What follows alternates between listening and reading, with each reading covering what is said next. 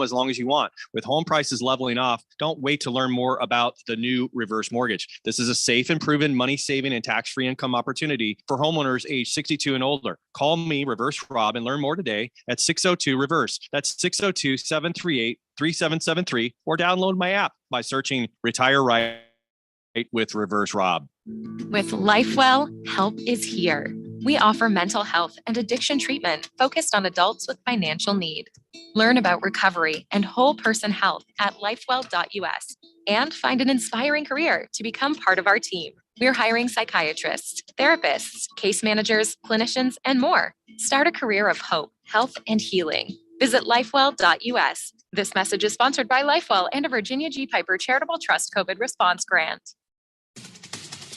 You've made your financial plan, but are you prepared for an emergency? Hello, I'm Mo Ansari, host of Market Wrap and president of Compact Asset Management, where we focus on holistic wealth management. That means helping you find the right investments and planning for the future. But the best investment plan in the world can be ineffective if you or your loved ones cannot access the information quickly. Do you know your account numbers and where your insurance policies are kept? Who do you want to take care of your children if something happens to you? From a natural disaster to a death in the family, every household needs an emergency plan in order to cope and recover.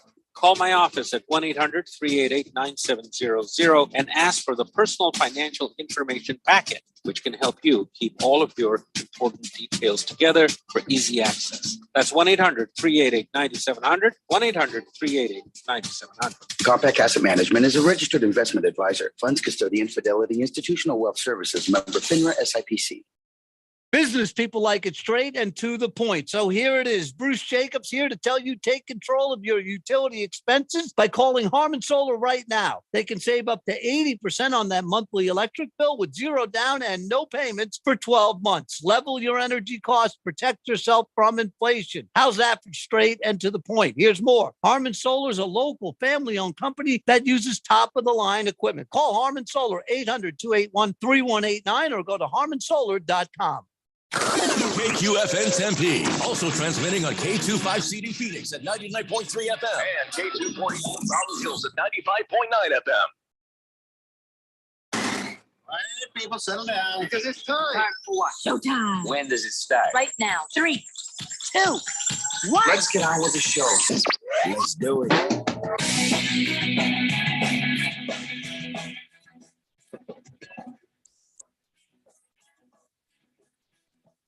All right, everybody, it's Monday here on the Daily Blender. I'm your good friend, your radio pal, Jeffrey O'Brien, alongside Randy White. Got Keon Rose in the control room, and you guys are on the Fanatic text line, 888-368-1580, as we broadcast live in the Harmon Solar Studios in Scottsdale. And it's been one complete week since we've done this. And I don't know what you guys did with your time, but I frittered mine away doing absolutely nothing and loving it. What did you do with all that time off, Randy? Well, I fixed some sprinklers, bought a new smoker. Well, good for you. Made a new brisket. Slept. Yeah. That's like the same thing you do every day, though. So how about you, Keon? How did you fill your time?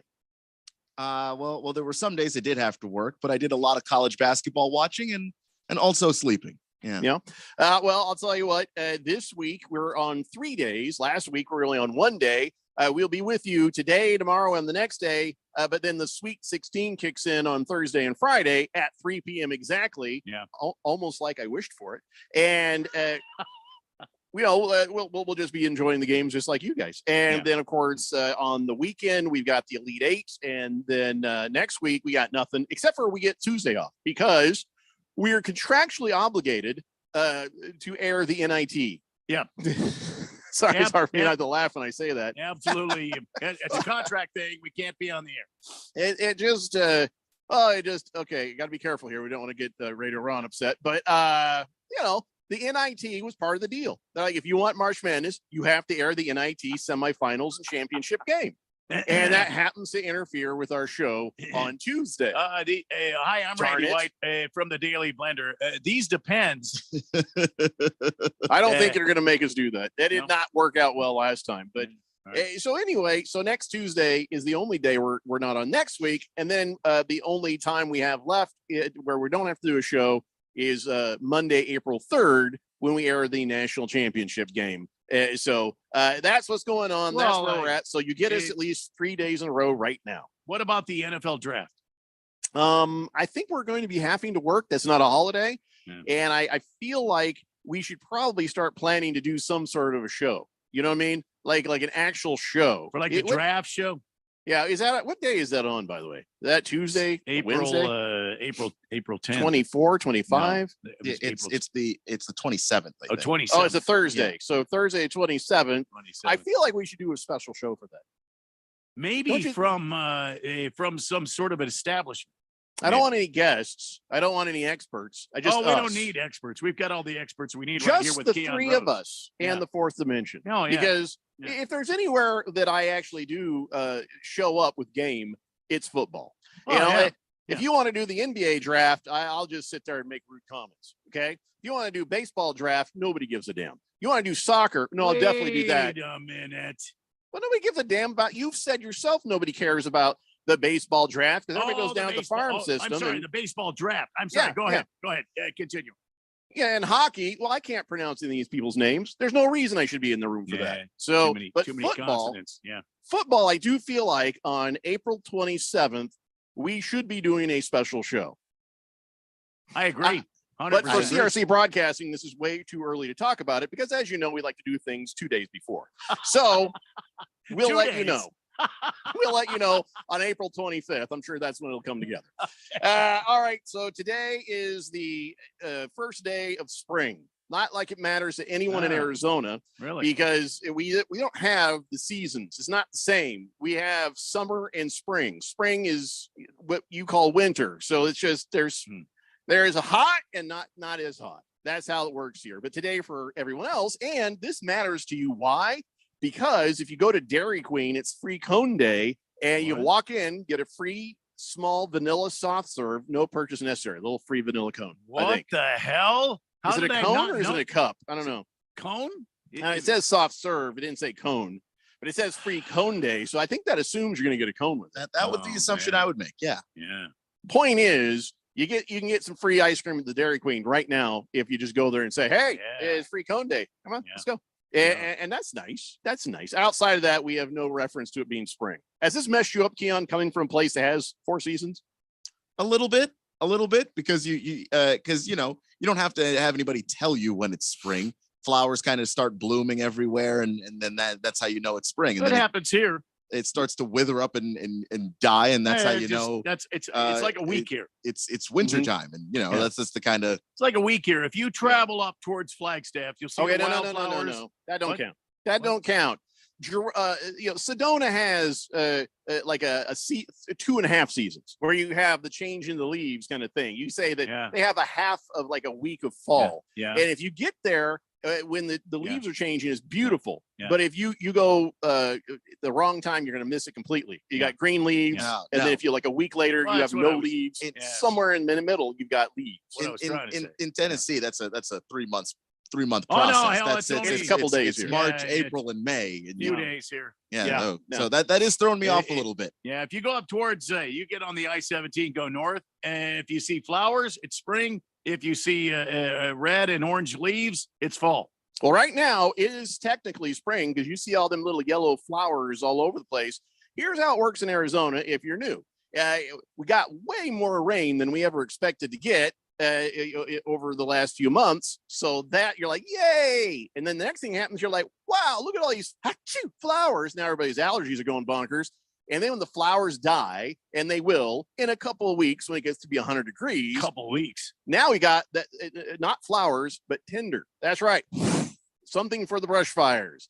All that growth, all that stuff that came from the rains is going to dry out, die, and suddenly the entire state is going to be on fire. Oh, no. Rinse, wash, repeat. That's what happens in Arizona. Yeah. So You almost feel bad about the rain now. well, I mean, we need the rain and the water in the ground so we have something to drink because all them Saudis are taking all our water out of the ground for free. I don't know. Somebody's got to do something about that. But anyways, back to this. I just want to let you know it was the first day of spring for only one reason, and that was get yourself some free ice cream. That's all. Go to Dairy Queen, get yourself a cone. That's it. That's the only thing I care about. Brackets. Let's talk brackets real fast because now that we are where we are in NCAA March Madness, lots of stuff going on in that. Lots of drama, lots of fun, like it is every year. And listen, don't feel bad because it is impossible to pick a perfect bracket. 0% chance anybody is going to do it. You should not feel bad about it if your bracket is busted. And there were upsets and there are a bunch of busted brackets. Oddly enough, mine is not one of them. Nobody is more surprised than me. Randy got upset with me off air because he thinks I'm sitting here bragging. I am really not. Whoa, wait a minute here. I was not upset with you.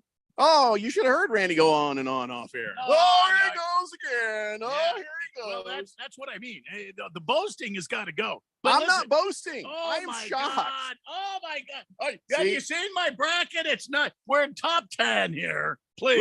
Well, I am actually in 6th place, technically, but that's not the point. I didn't do anything to deserve it. All right. Remember last week we were talking and I said, well, I want to do something creative again this year. We're going to do which side does the coach part his hair? We're going to do this and that. Well, I ran out of time. So I went with one of the ideas that I'd floated, but nobody paid attention. I said, what if I just chased absolute chalk? I just went through and anybody who was ranked higher, I picked the entire way up. So at the final 4, I had 4 number 1 teams. Luckily for me, the 2 I still have left are alive. And the 2 I had going to the final game, still alive.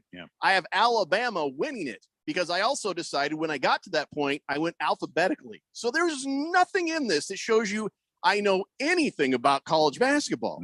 But so somehow with that crazy, absolute chalk chasing bracket, I'm in 6th place in the Harmon Solar 15A Fanatic Bracket Challenge. Well, congratulations. I don't deserve it. That's why when you start going on and on about it, this ain't like the football picks. The football picks, I'm working my ass off trying to get those right. And I will brag about that. I deserve to brag about that. This, I just ran out of time and did something dumb. And it worked. But it proves my point. This kind of dumb crap is what is going to win somebody the money. Somebody is going to win the money. Right now, somebody by the name of Brian Pastor is in 1st place. Hey, there you go. Do you know him? No. Oh. No, I was just congratulating somebody out there. We know who's in 2nd. Moist One. Yeah. Moist One's in 2nd place. There you go. Guy who has won there's a guy who has something to brag about. He's won the Daily Blender Premier League twice. And I don't know if anybody else has ever done that. I do not believe they have. So he has plenty to brag about. I think I saw Hefty Lefty up in the, he's not in the top 10, but some other names I would recognize, but I don't recognize them to apply a Texter nickname to them. So, but listen, it doesn't even matter. This is going to change. Everybody on this list is going to be off this list, and other people that you didn't even see coming are going to be on the top. So that is the way March Madness works. If it wasn't, they'd call it like March blandness. This is the madness. So anyway, listen, I got to tell you, it's impossible to win the bracket with a perfect bracket. Oh yeah. But it's possible to win one with luck. That's all it is. Luck. With the best possible bracket in your pool, which is, we got some people up top that are doing pretty well. Yeah. And I don't deserve it. That proves my point. You don't got to know nothing. You just got to fill out a bracket. So next year, I bet more people just do that. Put pen to paper. Yeah. That's it. So where are you guys at on this? Where are you placed? Now, Keon, you always say you do really well. In fact, you've bragged on the show about how you do really well in these things. So where are you at? Me and Randy are both tied for 67. How many people are tied for 67? Oh, a bunch. Where are you really placed? How many? Where is it really? Because I'm on page 2, I could not be bothered to count my way through. All right. Well, page 2 is better than 5 or 6 or whatever. But all right. So that's great. So who do you have winning the tournament, just for reference? And are they still in it? I have Texas, and they are. Oh, by the way, congratulations on the Longhorns getting to the Sweet 16. Randy, who do you have is the winner of this damn thing? Well, the winner I picked, you were talking about picking chalk. I rode the chalk all the way. I had a couple of upsets, but that was about it. I've got Alabama winning it all. Hey, me too. And I've got Texas and Alabama meeting in the championship game. Oh. And so far, 3 of my 4 in the Final Four, UConn, Texas, and Alabama is still alive. Better than what I've got. But then again, I just chased the chalk completely. I don't think I can ever plan an upset. Here's a question, Keon. Did you predict any upsets? Were there any upsets that you're like, I nailed it? It was on my bracket. I don't think I did this year, actually.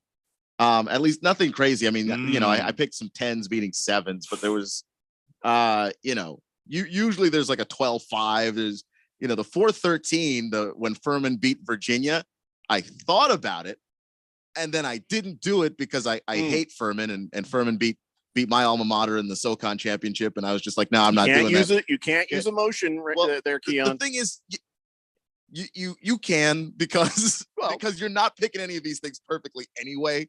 There has to be a little bit of went with your gut. Luck involved there. Yeah, no, I should have gone with the gut. That's the thing is I did feel like I don't like Virginia. I don't like the way they play basketball. I think that that slow pace does leave you open to teams beating you that you might actually be better than, and that's what happened. Mr. Wilbur's on the text line says, "Welcome back. 3 days on, 4 days off." Well, okay, the weekend doesn't count, so it's 3 days on, 2 days off, and then we get the weekend. So that shut up. Mr. Pringle says Purdue takes another dump in March Madness. They should change their name to Perdon't. That's per funny. Yeah, no, Purdue is a team that I didn't trust very much. So even though I didn't see the 16-1 upset coming, I didn't have them going very far because you got freshman guards. I don't really care that Zach Edey is a really talented player and he's huge. You got freshman guards. I just don't trust you having 2 freshman guards in March. It just doesn't ever seem to end well, and it didn't end well this time either.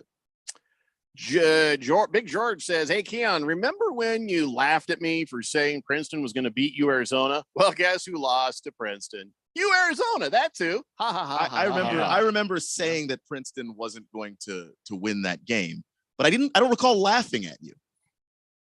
Yeah, Keon doesn't really laugh. You added a laugh to me that I didn't laugh at you. I just didn't think they were going to win. I think Randy and I might laugh. So congrats on the pick, but I'm laughing the hell out of it. I'm laughing because I'm happy. Yeah. Those are happy laughs. Tucson is dead. Lost Toby says, we had fall and spring in Arizona. Oh, I missed that update. And by the way, I mean, picking the better team is not really a dumb idea. Well, no, right? So that's what I'm saying. I chase chalk. I don't know with all of the upper ranked teams that have fallen this year. I mean, look at Creighton. Creighton beat Baylor. I'm sorry. Baylor beat Creighton and moved on. But Princeton, look at Princeton. Look at the team that beat Purdue.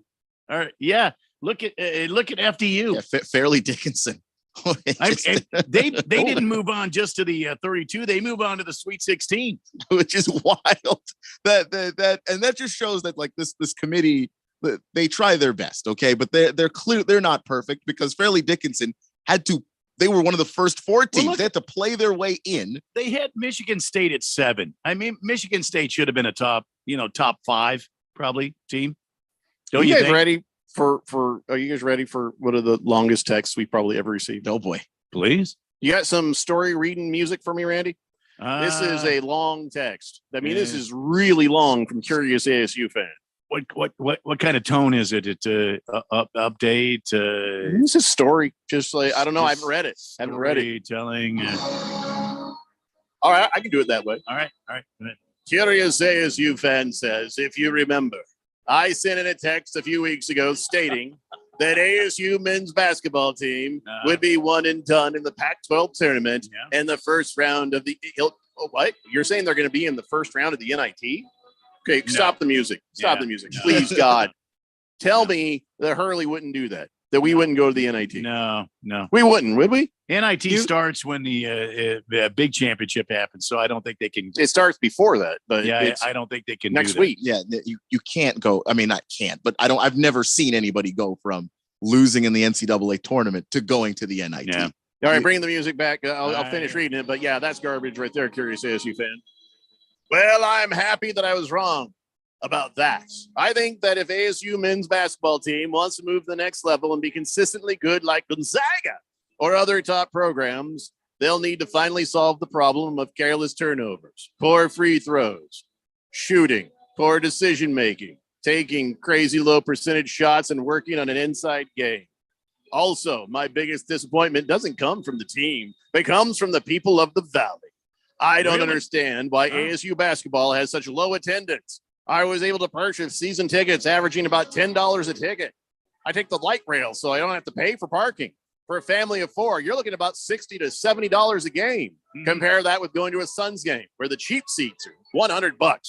ASU men's basketball team is not on the level of Duke. However, fans need to come out and support this program. Yes. Curious ASU fan, not bad. I would agree with that. Not bad at all. I don't know if I'd necessarily compare ASU and their path to what Gonzaga did, just because Gonzaga was coming out of the West Coast Conference and they had to build up, not just being a dominant team in that conference, but also going out and finding other teams in other conferences and making sure that their schedule was legitimate in that way. I almost feel like GCU's path is the Gonzaga path. And by the way, they've made no bones about trying to follow that, because the WAC is more similar to what the West Coast Conference is. Absolutely nothing wrong with them following that model, Keon. But GCU is so much different. Gonzaga has no football team. As far as I know, they have no other major sports teams. They have no hockey team. I don't think they have a baseball team. I could be wrong there. Yeah, I was talking about GCU following that path, not ASU. No, I know that. But when we come back, let's talk about GCU and Gonzaga. Let's talk about Princeton, Arizona. Let's talk about ASU and the TCU Horned Frogs. It's the Daily Blender here on 1580, The Fanatic. This is Brent Musburger's Action Update on 1580 and 99.3 The Fanatic. The best way to start betting smarter is to sign up for a free VSiN subscription at vsin.com/subscribe. That's vsin.com/subscribe. NBA tonight, the Utah Jazz home in Salt Lake City hosting the Sacramento Kings. Sacramento is 6.5-point road favorite, minus 260 on the money line, while Utah is plus 215. The over-under 238.5. The Houston Rockets are home to face Golden State. The Warriors an 11-point road favorite, minus 620. Houston plus 460. Over-under at the Toyota Center 235.5. The Dallas Mavericks on the road to visit the Memphis Grizzlies. Memphis a 5.5-point home favorite, minus 205. The Mavericks plus 172, over under at 226.5. I'm Tony Desiri with your VSiN Action Update on 1580 and 99.3 The Fanatic. For the latest from the world of golf, tune in every Saturday morning from 6 to 8 for the Golf Shop Radio Show, presented by PlayGolfMyrtleBeach.com. The golf capital of the world. Hosts Mark Greenhelch and Matt Blanchard talk golf from tee to green and everything in between. If you like golf, you're going to love Golf Shop Radio. Before you tee up, drop on in. Welcome to the Golf Shop here on 1580 and 99.3 The Fanatic. Are you a planner? Do you like to plan ahead? Then, of course, you already have a plan to call Harmon Solar, right? Bruce Jacobs here. It should be at the top of your list to get solar now and enjoy huge savings next summer. Up to 85% on your monthly bill with zero down and no payments for 12 months. Then you can plan what to do with all that extra money. Harmon Solar is a family-owned, women-owned, local company that uses top-of-the-line equipment. Call Harmon Solar 800-281-3189 or go to harmonsolar.com. It's that time of year when the sound of a ball on the hardwood floor turns our attention to college basketball. Layup is good! Listen live to all the action, drama, and excitement that March Madness brings. Every call, every shot, every epic buzzer beater. It's good! Your exclusive home to hear all the action of the NCAA men's basketball tournament is right here. 1580 and 99.3 The Fanatic, and always on at 1580thefanatic.com.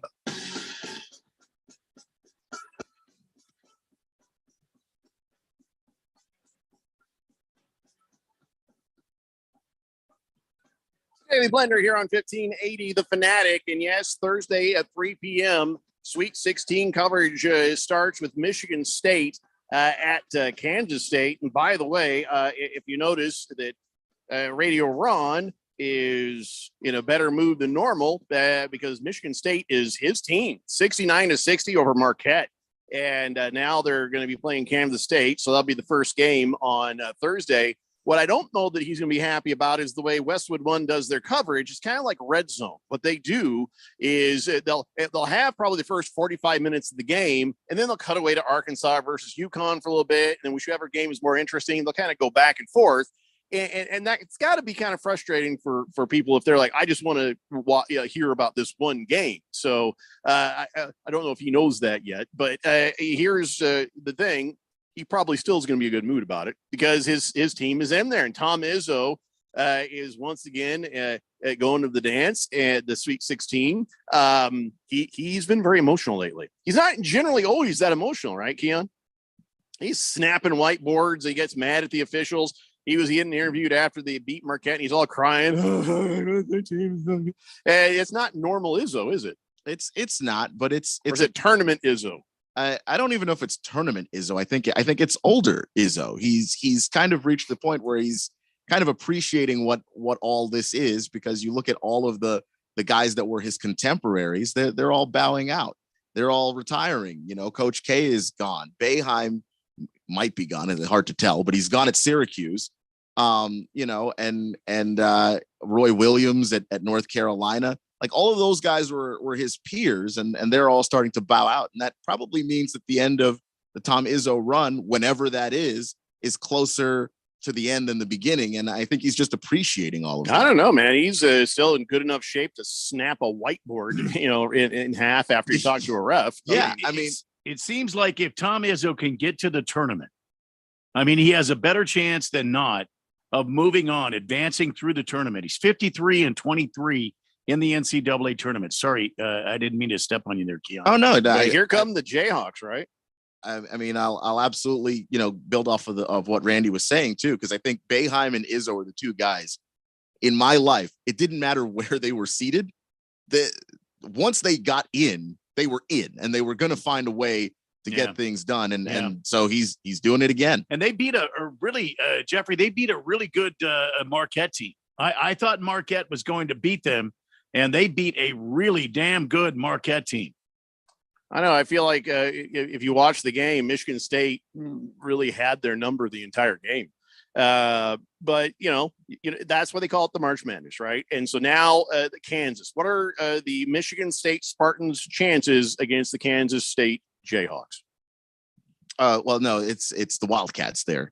Then there's okay. So the Jayhawks got beat. Yeah, Jayhawks got knocked out. Kansas State, I got my Kansas is it's like everybody else gets our Arizona's confused. So the Kansas, who are they playing? The Wildcats. Kansas State, Kansas State Wildcats taking on Michigan State Spartans. Too many Wildcat teams. There are too many Wildcat teams. There are also too many Bulldog teams. But yes. So back to the original questions. How are their chances against Kansas State Wildcats then? I mean, they've got great chances. I mean, Tom Izzo he's got them playing at a very, very high level right now.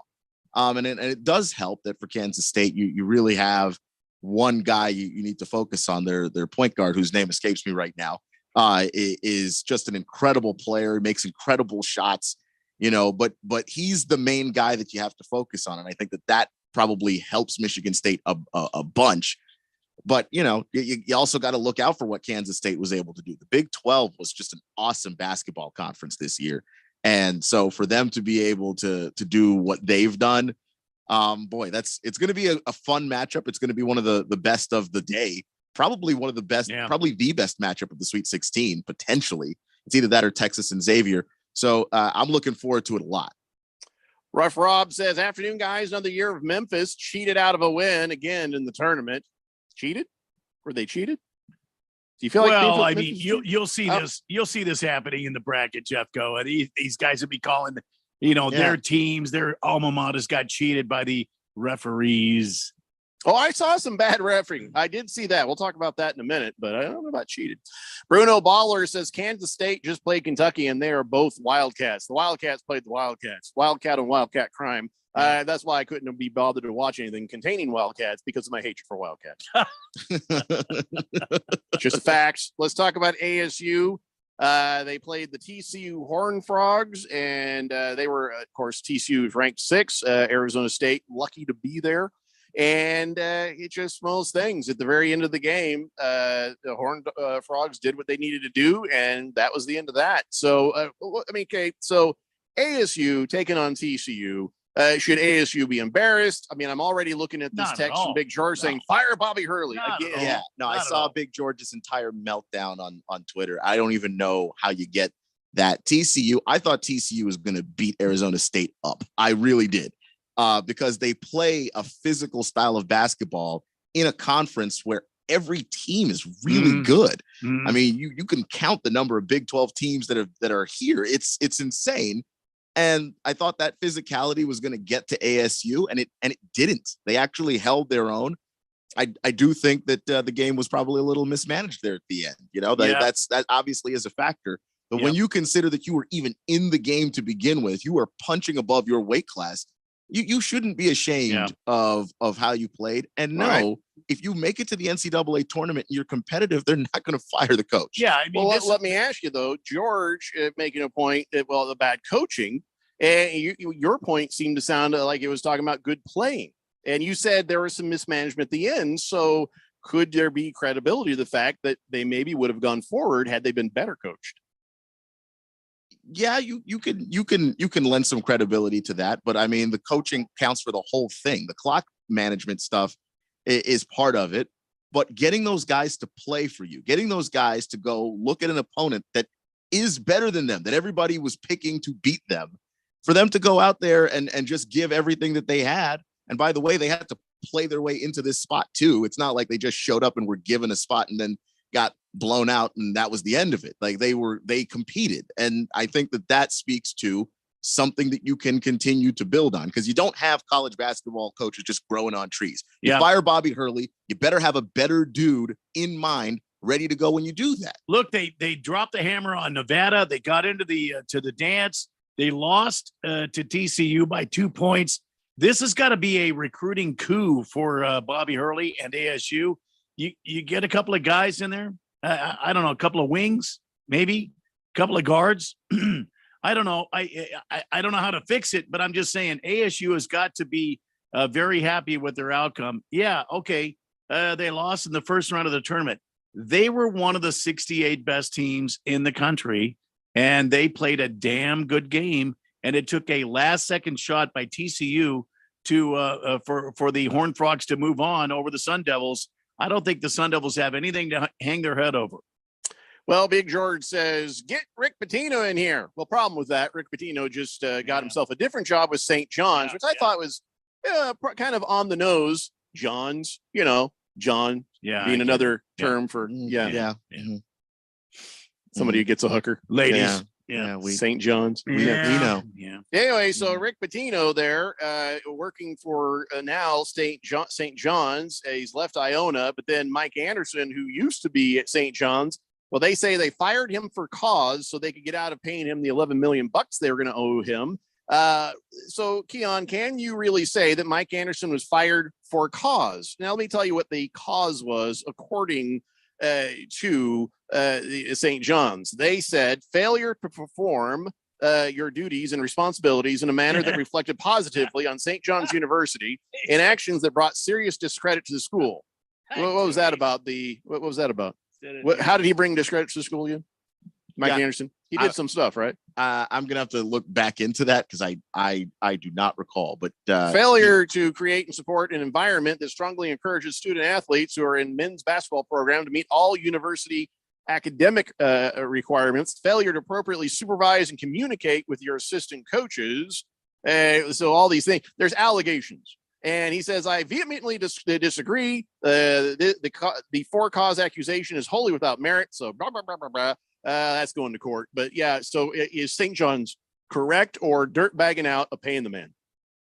That's what I'd like to know. It seems like it. I don't recall any specific incident with Mike Anderson that popped up that said, this is something that he did. Like Texas may have jumped the gun with Chris Beard, but there was at least an incident that you can point to and go, that's the reason why they made the move that they made. Were they hasty? Potentially, but they made that move, and I can kind of logically understand it. With this one, this seems to be a lot of very vague. Well, you didn't create the environment. So you didn't there's no communicate with the incidences. coaches. There's no news stories. There is no what they called that brought serious discredit to the school. There's nothing, no scandals, because this sounds a lot like what happened when UConn decided to dirtbag out on Kevin Ollie, saying they fired him for cause for $11 million, but they had to pay him.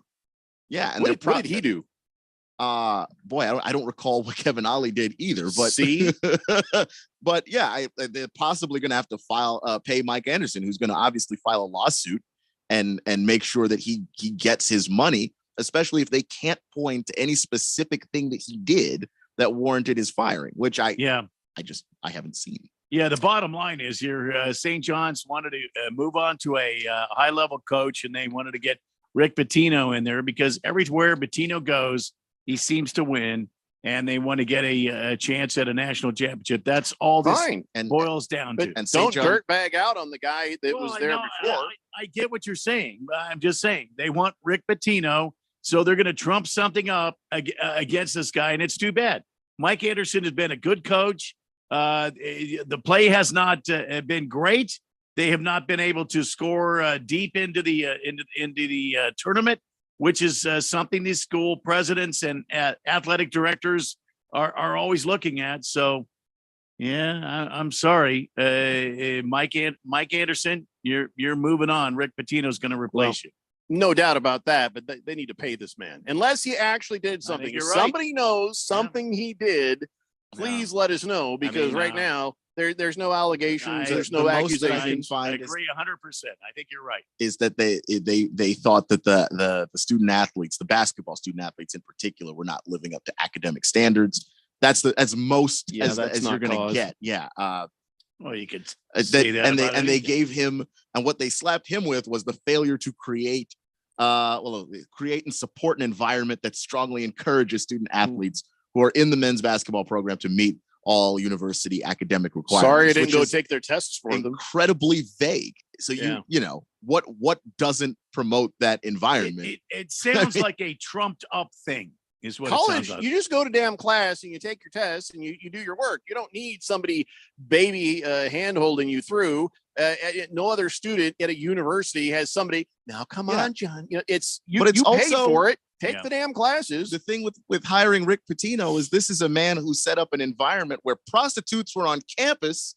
Trying to solicit student athletes. So if your goal here is to somehow protect the student athlete, wow, how bass backwards could you be right now? I get St. that. John's is dirtbags. But, Rick Pitino wins. He somehow figures out how to win. Which is fine, but then be willing to pay the golden parachute to Mike Anderson. That you can hire Rick Pitino without trying to get this guy fired with cause. Listen, when I you think don't Mike seem to have Anderson was a great coach. They're going to get away with it. They can get away with it. I just think the recruiting didn't help him out here. Bottom line is he got caught in the middle. Well, now you got Rick Pitino, so here you go. By the way, somebody mentioned the bad officiating. I didn't see a whole lot of bad officiating because I didn't watch a whole lot of this damn thing. But I did see this. You know how ASU played the TCU, right? And how Gonzaga played the Grand Canyon. Well, after that happened, Gonzaga then played TCU. Okay, and then during this game, I don't know if you saw this, but there was this kid, Julian Strother. He came down, he kind of dribbled down, and there's an assist. He threw the ball over to this guy who didn't score. Well, here's the thing. He took mini steps. There was such blatant traveling. And Strother's a good player too. I think what happened was he was just sort of like in the middle of a possible double dribble sort of thing.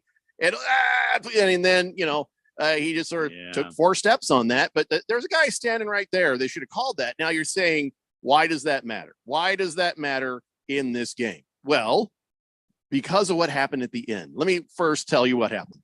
So he goes down there and he travels He throws the ball to a guy, then he shoots the ball, he gets the score. Now, if they caught that, what happened later, I don't know, maybe it wouldn't have mattered so much. So fast forward to Gonzaga and TCU at the end of the game. All right. So the fans are like, yay, Gonzaga's winning. And at that point, it was 84-78.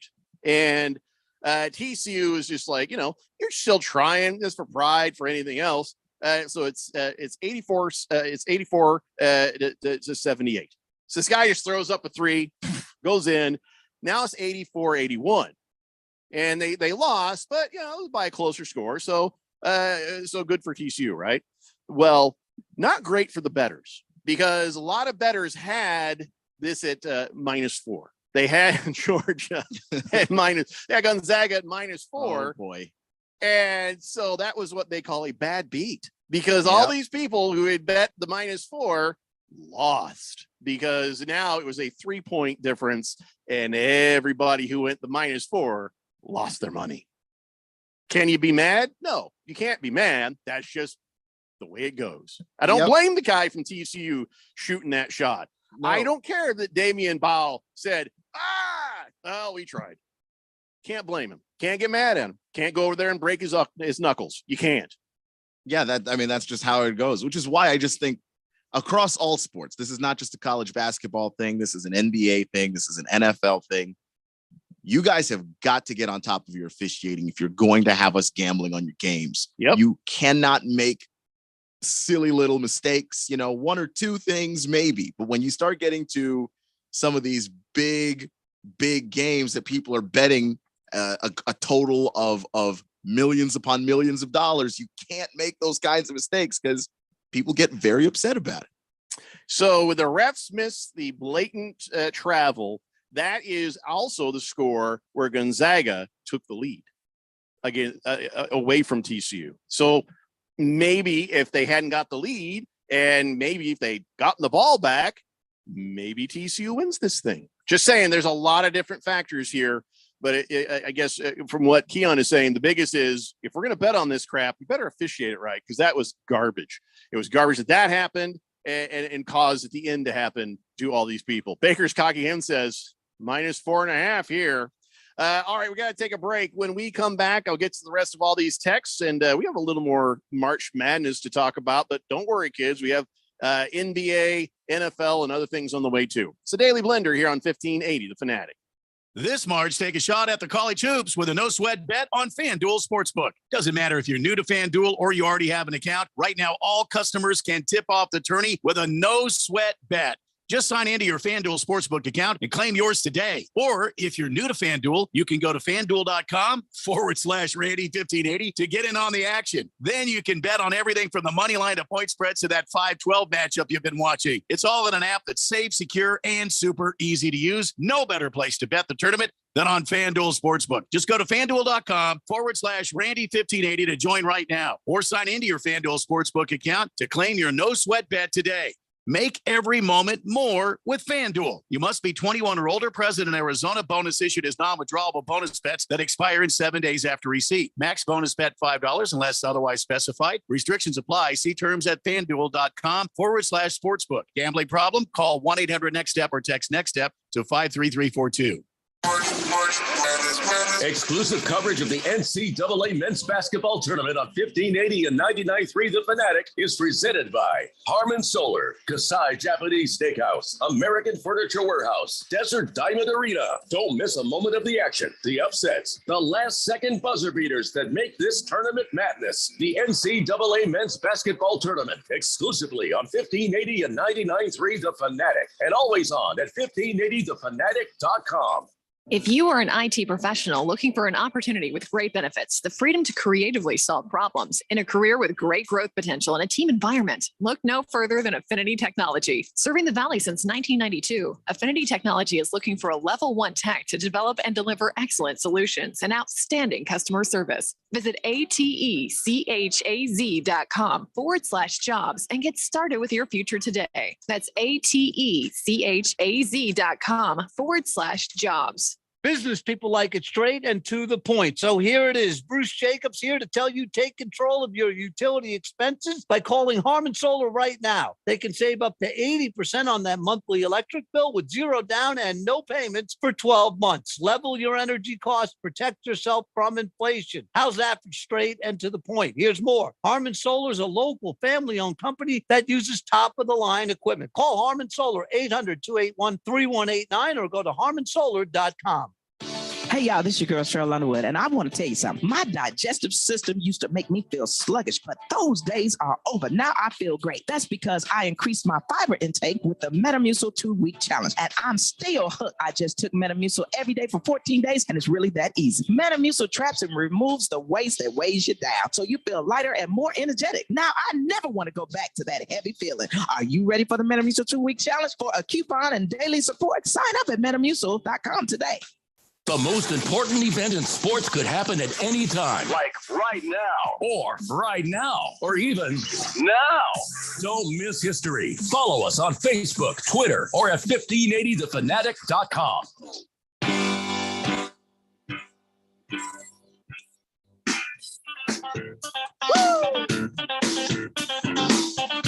It's a daily blender here on 1580 The Fanatic. I missed a bunch of texts from Baker's Cocky Hens. For some reason, the text line thinks it's like 5:30. I don't know why. I got to get in the settings and fix that. But here's what Baker's Cocky Hen says. He says, guys, the prostitutes Patino hires are hot and smart, so they can take the test for the players. It's a win-win for everybody. He says, by the way, the guy who threw up that shot deserves an ass beating. Why would he deserve an ass beating? The kid was just doing what he's supposed to do. At He no doesn't care point about your bets. And Baker's Cocky Hens, we're all better for the fact that the kids don't care about our bets, because that means someone's gotten to them. There's some influencing happening, and then all of your bets are actually very much fixed. You do not want players concerned about you and your bets. Make your bets independent of them. You can be as reasonable as you want, Keon. But be Baker's Cocky Hens was on the wrong end of a bad beat, and he don't care. He wants that kid to get an ass beating. Well, blame the officials, but because the officials are the ones here who will really have the power to decide. That's a good point. Where some of this stuff goes. Yeah, I But wish you they can't asked blame beating on kids. officials. Yeah. Yeah. Hey, by the way, because I know that Baker's Cocky Hens is probably thinking a certain word about this, and it makes me think. I was driving this weekend. I drove to California, and as I'm driving, I heard this song. This song came on the radio. I was listening to the satellite radio as I drove there, and it's now my favorite song. And it's stuck in my head. And I just want to play the relevant clip of this song. If you've heard it, you'll know it. If you haven't, I'll tell you what it is. But go ahead and play. This has been stuck in my head. Son of a bitch!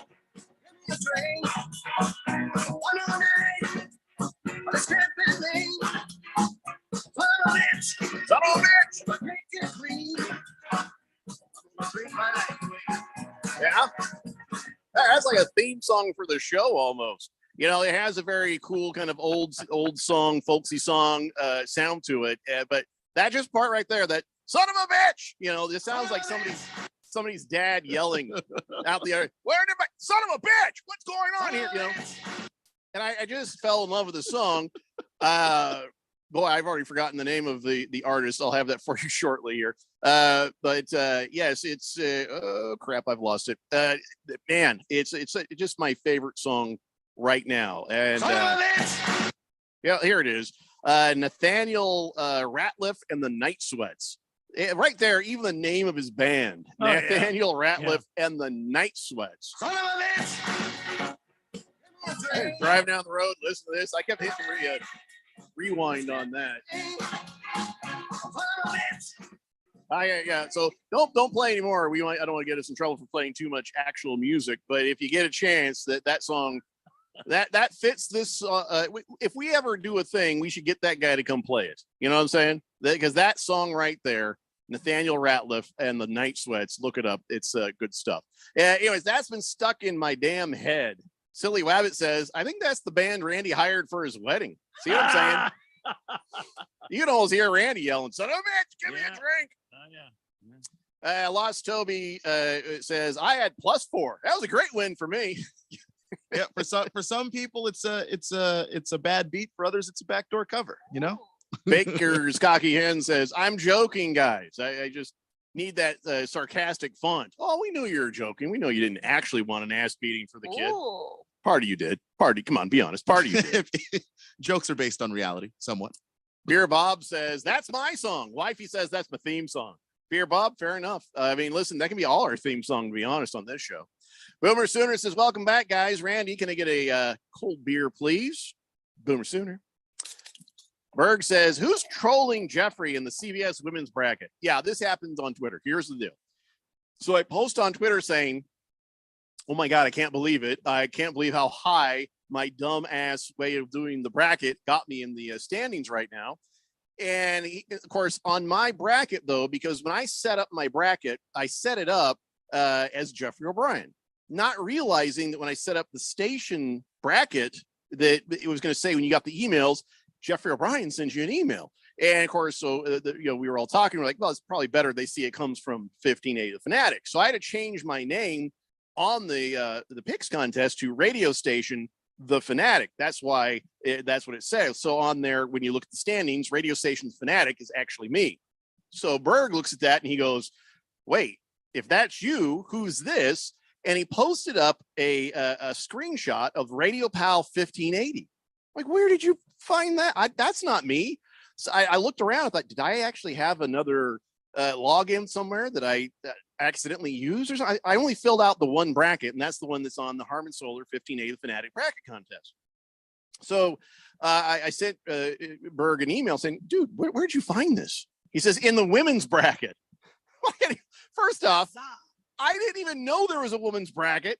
I didn't know that was a thing. And I definitely wouldn't have filled out one for the women's bracket. I know even less about that. So somebody has decided to use Radio Pal 1580 as their username on the women's bracket. And I don't know if I should be disturbed or flattered. I've never been, I've never been spoofed before like that. So whoever that is out there, I want to know who it is. I ain't mad. I just want to know who it is. I'll wait. Was it you, Keon? How do we know if they're listening? No, it wasn't me. Randy, was I wouldn't use your name. No. Yep. So who was it? We're not doing any more show till somebody steps forward. Like that teacher's like, all right, well, we're not doing anything until somebody tells us. We're just going to play the Jeopardy thing nonstop for the next 3 hours.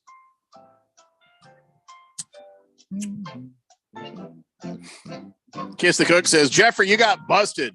Not a chance, man. Why would I fill out a women's bracket? Is it all the same schools or is it different schools? It's different schools. See, that wouldn't make any sense to me. Similar. Swazman says, that's a total no-brainer. Jeffrey O'Brien is an NCAA women's bracket kind of guy. Let's just cut to the chase. Ha ha ha. Shut up, Swazman. That's not true. You know that. Silly Wabbit says, your culprit is one of the early shows. Oh, did somebody admit that on air? That figures. Mr. Pringle says, that ain't me. I didn't even know, women played basketball. Well, I just found out too. So, Baby Got Dak says, hi guys.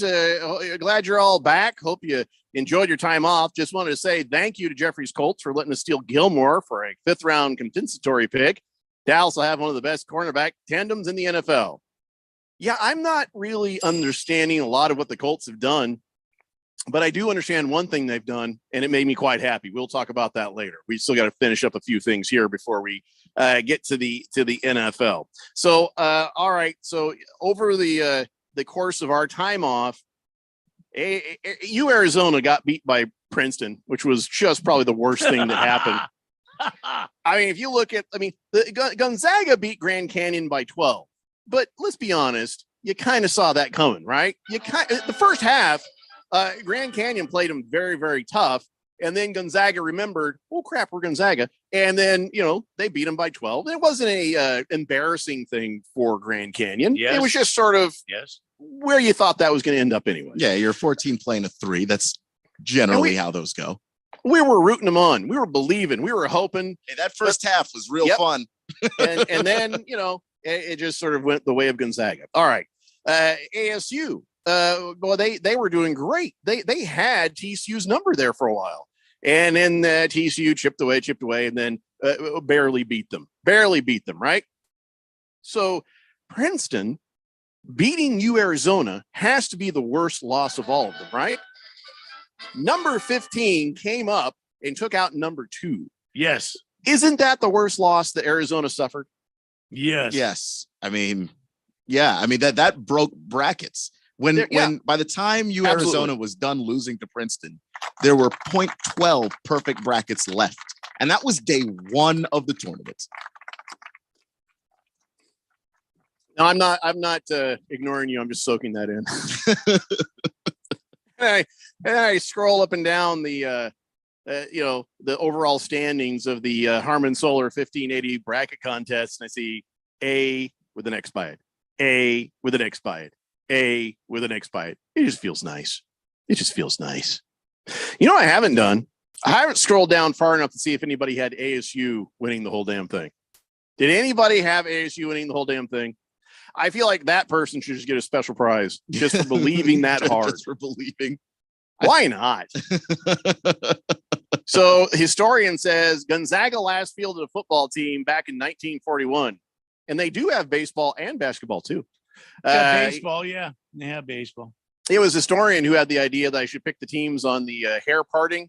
I was actually going to do that, but I just ran out of time, historian. So maybe I'll do that next year. Bruno Baller says that was the second time Arizona has a number 2 seed and got beat in the first round. Steve Nash led Santa Clara to do it before. Wow.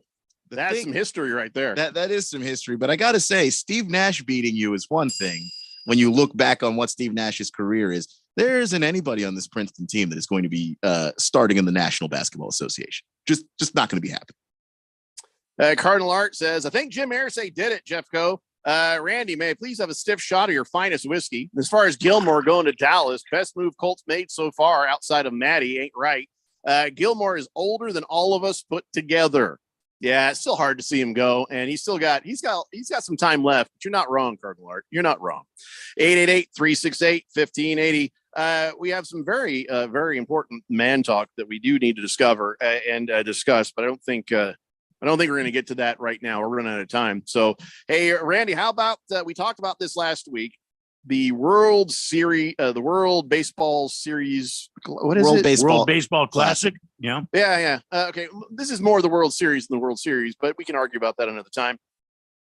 United States remembered their United States and beat Cuba 14-2. And that was a stomp right there if you've ever seen a stomp. So they had lost last week, and we were kind of wringing our hands going, ooh, geez, what if we lose this thing? Well, now the United States is in the final game against Japan. Well, the winner of tonight's game between Japan and. But you're assuming Japan will win that. Yeah, Japan's going to win that. So we should beat Japan, right? Well, I mean, I hope so. They've got Yokohama. What's Nakatomi Plaza. Yeah, Nakatomi Plaza. He'll be hitting home runs and pitching. So, yeah. All right. Well, it's just nice to see that where we thought, oh, this looks like trouble. And then the United States is worked their way through and then beat Cuba 14-2. In my opinion, the best teams will prevail and they will face off for the championship. Wow, that is some insightful, in-depth analysis on the World Baseball Classic. I'm just saying, Merrill Kelly is going to start in the next game. Merrill Kelly, Diamondbacks pitcher. Paul Goldschmidt, and he's hits home. The last 2 games he's hit home runs. The team's showing up. Las Toby says, "Let's go Mexico." Wait, are they still in it? They play Japan tonight. Oh, okay. So he says, yeah, USA Mexico final will be better. USA wants the revenge game. Well, that would be interesting. And I'll tell you what, I don't know that they want the revenge game. I don't know. All right, we got to take a break. When we come back, 2 more hours of this and other things, and a few things that I haven't thought of yet. It's a Daily Blender. Homeowners age 62 and older, now it's time to act. This is Rob Canyon, retirement mortgage specialist and host of the Retire Right with Reverse Rob show on 1510 KFNN. Yes, listing prices are down, but home values still remain at very high levels. Don't wait to learn more about the new and improved home equity conversion mortgage. This is a safe and proven coordinated strategy in retirement, which will improve your monthly cash flow, lower your tax liabilities, and make your retirement portfolio last longer. Call me today, Reverse Rob, at 602-REVERSE, or on the web at www.reverserob.com. In business, everything your employees do impacts your brand, including what they wear. Cintas has high-performance workplace apparel for almost every job imaginable. From work shirts and pants, to polos and khakis, to Oxfords or t-shirts, these clothes move, breathe, and look great. Your team gets the styles they like, you convey the image you want. And Cintas service includes weekly laundry and delivery. To learn more, visit Cintas.com. Oh, I'm ready! And get ready for the workday. Market Wrap host Mo Ansari discusses the benefits of holistic wealth management. You need somebody to hold your hand, guide you through the ups and downs of the stock market, the economy, and all the zigs and zags of life. That's why we created the wealth management solution, where we take the holistic approach and look at everything that you've got, not just trying to buy that one stock at the very bottom, sell it at the very top, buy those two annuities and two REITs and call me in 10 years sort of a thing. No, we do it step by step, day by day. It's a process, and we work with you all along the way. If you're ready for some help, call Compact Asset Management at 800-388-9700 and schedule your free consultation with Mo Ansari to learn about his holistic approach to wealth management. Call 800-388-9700. That's 800-388-9700. Compact Asset Management is a registered investment advisor, funds custodian, Fidelity Institutional Wealth Services, member FINRA SIPC. As we plan for our retirement, there are 4 questions we need to ask ourselves or our retirement planning advisor. How much? How long? How safe? And what cost? Let's start with how much. That is, how much income we think we'll need each and every year for the rest of our lives, including all the activities we want to enjoy during our retirement, like travel, recreation, and entertainment. Plus the cost of housing, including repair and maintenance, taxes, insurance, and utilities, as well as the cost of healthcare, including expenses not covered by Medicare. Enjoy safe, secure lifetime income of 5 to 9% for life, depending on age and deferral period, with no fee deductions and no annuitizing. Guarantees rely on the financial strength of the insurer, so let's compare free in Scottsdale. For more, visit IQannuity.com, IQannuity.com, IQannuity.com. KQFN Tempe. Also transmitting on K25CD Phoenix at 99.3 FM and K240U Fountain Hills at 95.9 FM. All right, people, settle down. Because it's time. Time for what? Showtime. When does it start? Right now. 3, 2, 1. Let's get on with the show. Let's do it.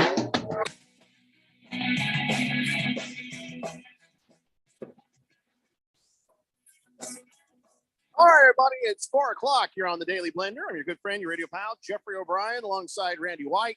Got Keon Rose in the control room, and you guys are on the Fanatic text line, 888-368-1580, as we broadcast live in the Harmon Solar Studios in Scottsdale. And all right, so we've had the bulk of March Madness. It goes pretty quick. You know, you have everybody, then you got a half of everybody, and then you got half of those people. Now we're down to the Sweet 16. So, Keon, as you look forward to the Sweet 16, I'll list the games real quick. You got Michigan State versus Kansas State, Arkansas versus UConn, Florida Atlantic versus Tennessee, Gonzaga versus UCLA. Then on Friday, San Diego State versus Alabama, Miami versus Houston, Princeton versus Creighton, Xavier versus Texas. Now, as you look at all of that, what do you see here? Is there some sort of method to a madness? Is there anything in that you're like, okay, well, that's going to be a scary thing, or, oh my gosh, what do you see in this Sweet 16? Well, first off, I see a really good Sweet 16. I mean, we have had years where the Sweet 16, not very good. And you have was that a product of too many upsets? Sometimes that does happen where you have some teams that were hot and then they cool off and then they're playing a much better opponent. And they were playing, conference tournament games, and they go to the NCAA tournament, and then you get that week off, between games, and whatever magic you kind of had bottled up, it's not there anymore. But with this, right now you got Princeton is the only big time upset team that's still floating around. You got like Florida Atlantic and Arkansas and Michigan State, not as highly ranked as a bunch of the other teams out there, but Princeton is that one sort of Cinderella team right now, or am I missing somebody? No, that is 100% correct. Florida Atlantic to a degree, but they didn't have to go through, a number 2 seed the way that Princeton did. No, Princeton is definitely the Cinderella that is absolutely out here. And to the point where I'm like, man, maybe just whatever it is that they do well, they figured out how to play their game and force the opponent to play their game, which you wouldn't expect out of an Ivy League school. But every now and then that happens too. I remember, Harvard went on a little run like 6 or 7 years ago. So that kind of thing does happen. I'm looking forward to that game with Creighton, but I just think Creighton's playing really good basketball right now. But I'm excited to see, what's going to happen with Gonzaga and UCLA. I'm excited to see what's going to happen with Xavier in Texas. Obviously, Tom Izzo and what he's doing with the Spartans, that Kansas State matchup is going to be a really tough matchup for that team, but also a very winnable matchup for that team. So I'm excited about basically 3 out of the 4 games on both days. Well, I'll tell you what, we'll have the broadcast here on 1580 The Fanatic. And again, it's kind of red zone style once you get in. Why don't the NCAA brains that be decide, okay, once we're in the Sweet 16, let's air each game at a different time? Because they got Michigan State and Kansas State starts at 3:30, and then Arkansas versus UConn at 4:15, and so that's going to overlap. And then at 6 p.m., Florida Atlantic versus Tennessee. 6:45 is when Gonzaga and UCLA starts out. Now, for the Westwood One broadcast that we have here, they'll play the first game up until a point, then they'll break away to the other game, whatever's most exciting, kind of like we say the NFL Red Zone has done, and that's going to be the way they work that. So why doesn't the NCAA decide, maybe we'll just start these games at 9 a.m. like we have the other games. And this way, at least you get the full game of each game in its entirety without having to choose. You can watch them all. Well, they listen to them all. They like that you can choose. If one game turns out to be the better game, and it happened at 9 a.m., a lot of people may not have seen that. But if it happens, you're going to get your ratings you're going to get no matter what happens, except for maybe later in the day is when people get off work in the East Coast, but people on the West Coast, you only get to really enjoy the last 2 games. For sure. But if you're working throughout the day, you're just going to miss it, as opposed to if they're on and they're overlapping and you can kind of jump around and choose whichever one for you, then you're more likely to watch whatever the best game is, as opposed to, if you had to if you did it the way you did it the week before and you put a game at 9 a.m. and then you were going to start. You would obviously start with the lower seeded teams earlier, so you could try and have the better matchups at night. But what if the Princeton Creighton game is great and you would have had more people watching that if it was actually on when people could watch it? Yeah, I hear you. And they've got all those channels, so they don't mind using the True TV, CBS, I just TNT. feel like there's a point where these games should be on their own. All right, maybe not the Sweet 16, but they will the next 8. week.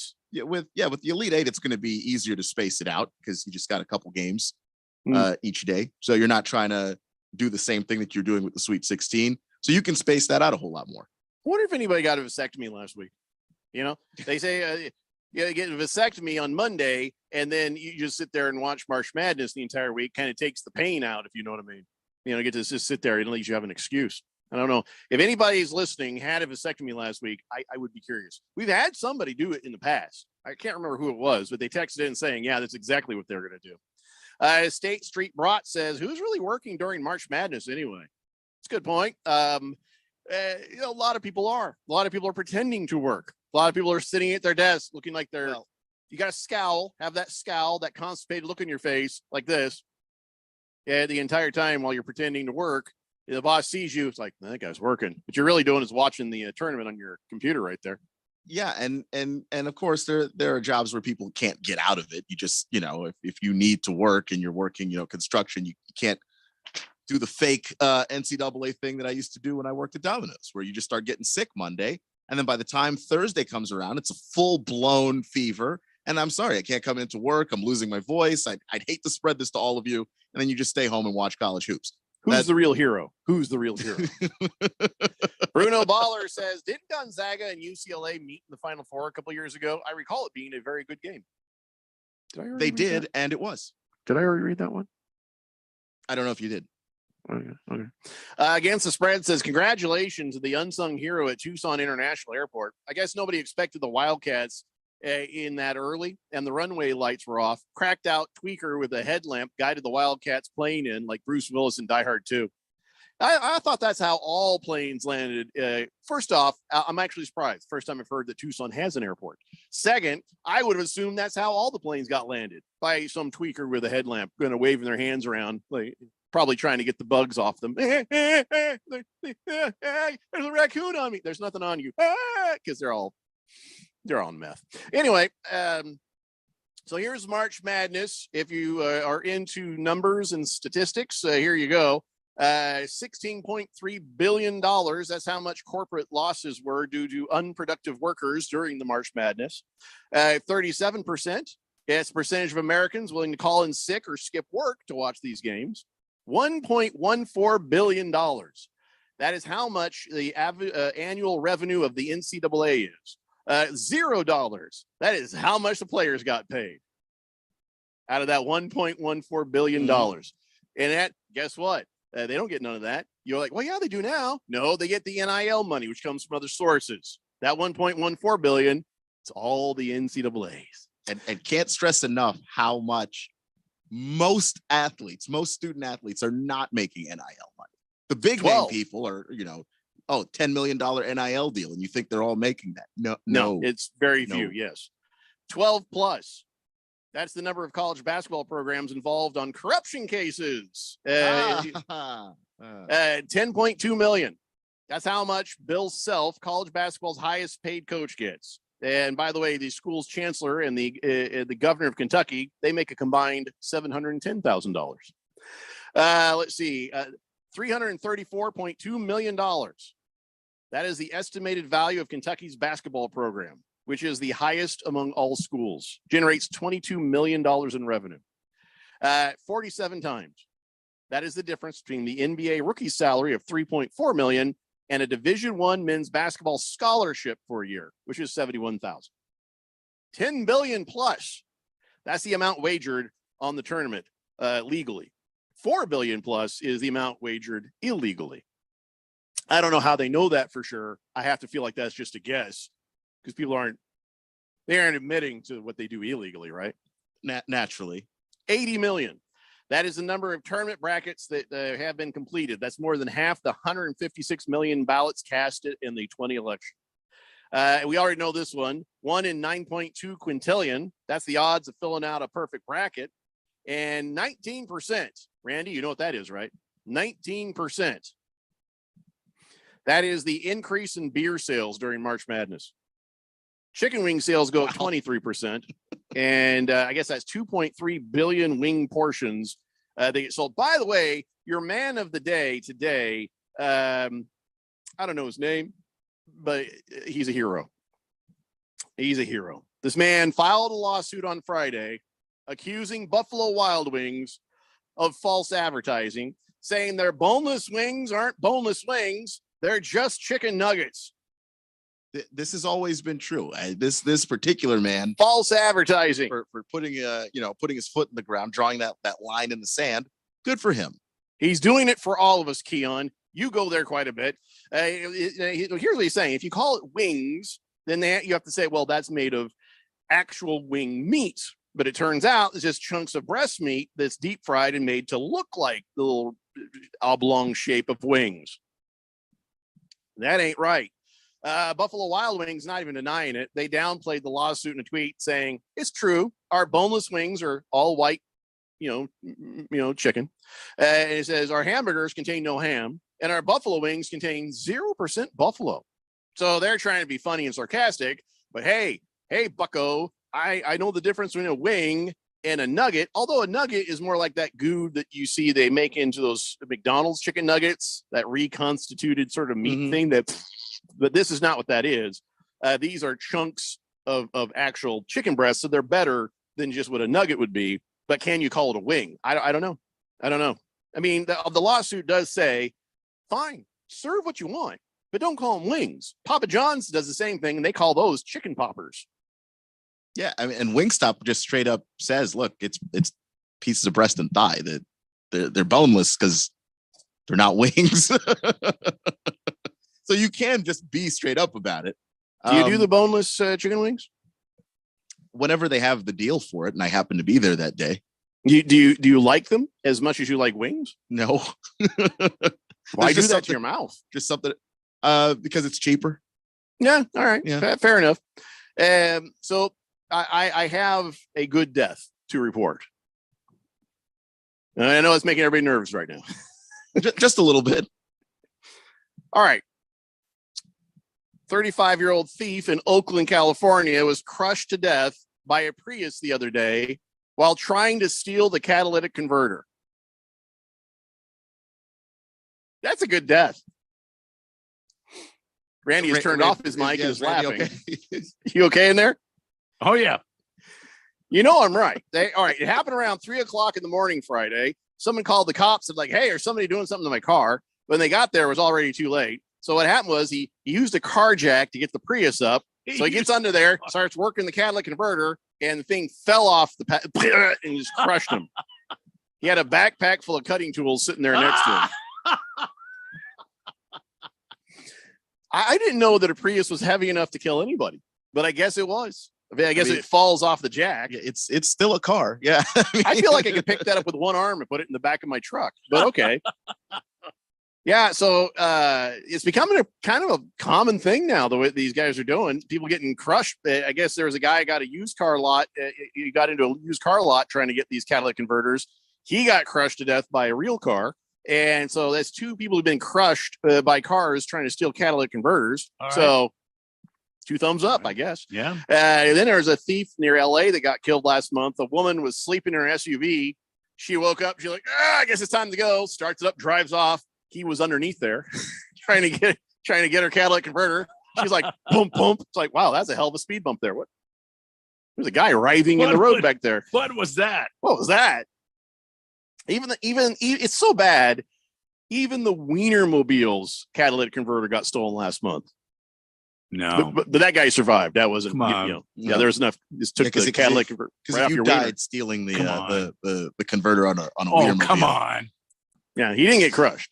He just stole. Come on, the Wiener's of catalytic all converter. the guys getting crushed. That should be the guy. Well, it just shows you they have a good lift. So anyway, so that right there, you guys, now I think you get where I'm going. It was a good death. I got another thing there that you guys listen. I've been getting crap for this for over 10 years. A long time ago, in an earlier incarnation of this show, somebody asked me what my make-a-wish wish would be, and I said I'd like to punch a zebra.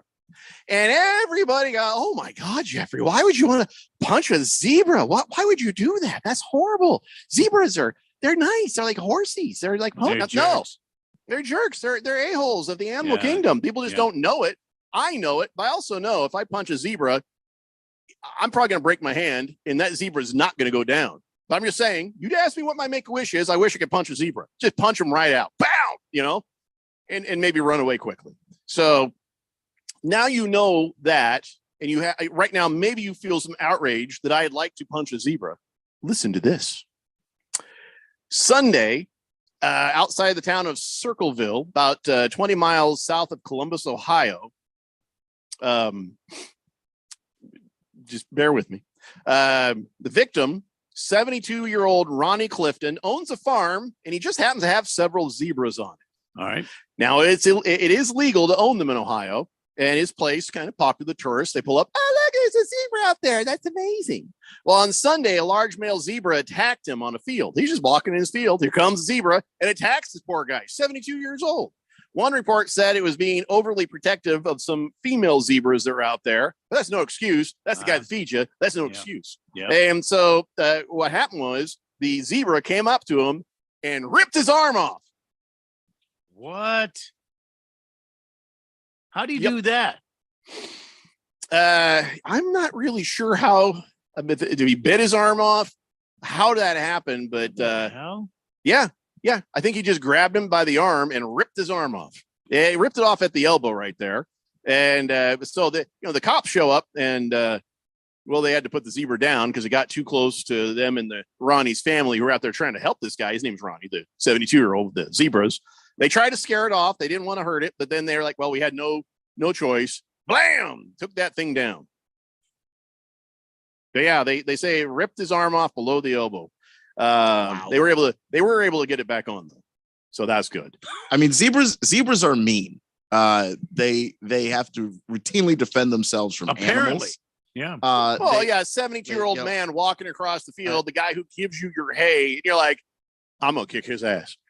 Look, seriously? No, zebras are dicks. That's what they are. Zebras. I mean, I don't know how conscious a zebra is. If a zebra just sees anybody walking in certain places as a threat, Well, he's not conscious anymore because he got shot by the police. Well, yeah, he's done. But that was a justified shooting. We are talking about an animal that routinely stomps I want to lions see to death. I I'm want not to even see the body surprised.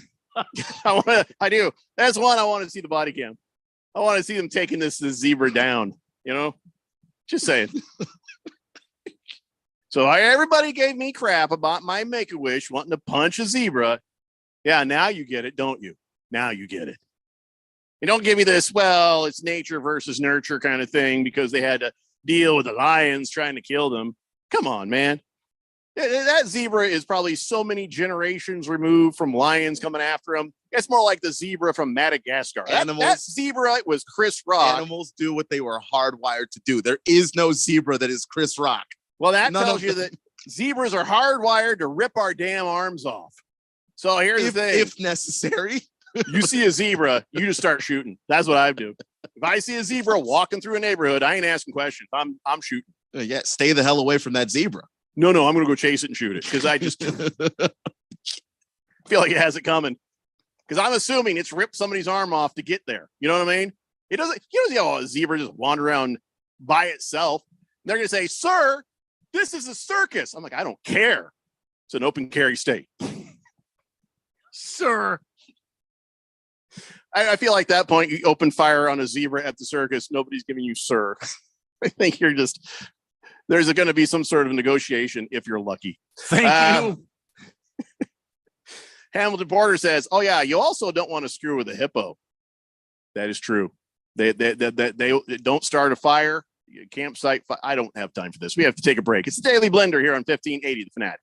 If you are an IT professional looking for an opportunity with great benefits, the freedom to creatively solve problems in a career with great growth potential and a team environment, look no further than Affinity Technology. Serving the Valley since 1992, Affinity Technology is looking for a level 1 tech to develop and deliver excellent solutions and outstanding customer service. Visit atechaz.com/jobs and get started with your future today. That's atechaz.com/jobs. When you run a business, you need to be in control. And while you can't control everything that happens in the world of business, you can definitely take control of your utility expenses with the help of Harmon Solar. Give them a call and see how your company can save up to 80% on that monthly electric bill with zero down and no payments for 12 months. Harmon Solar is a local family-owned company that uses top-of-the-line equipment. Call Harmon Solar, 800-281-3189. That's 800-281-3189. Or go to harmonsolar.com. When it comes to March Madness, the Fanatic has you covered wall to wall. Layup is good. 1580 The Fanatic is your one-stop exclusive home for the NCAA men's basketball tournament. He'll shoot a contested three, and he'll bury it. Triple time. From the first tip to the final buzzer, we've got you covered. 1580 and 99.3 The Fanatic. And at 1580thefanatic.com, your exclusive home for March Madness.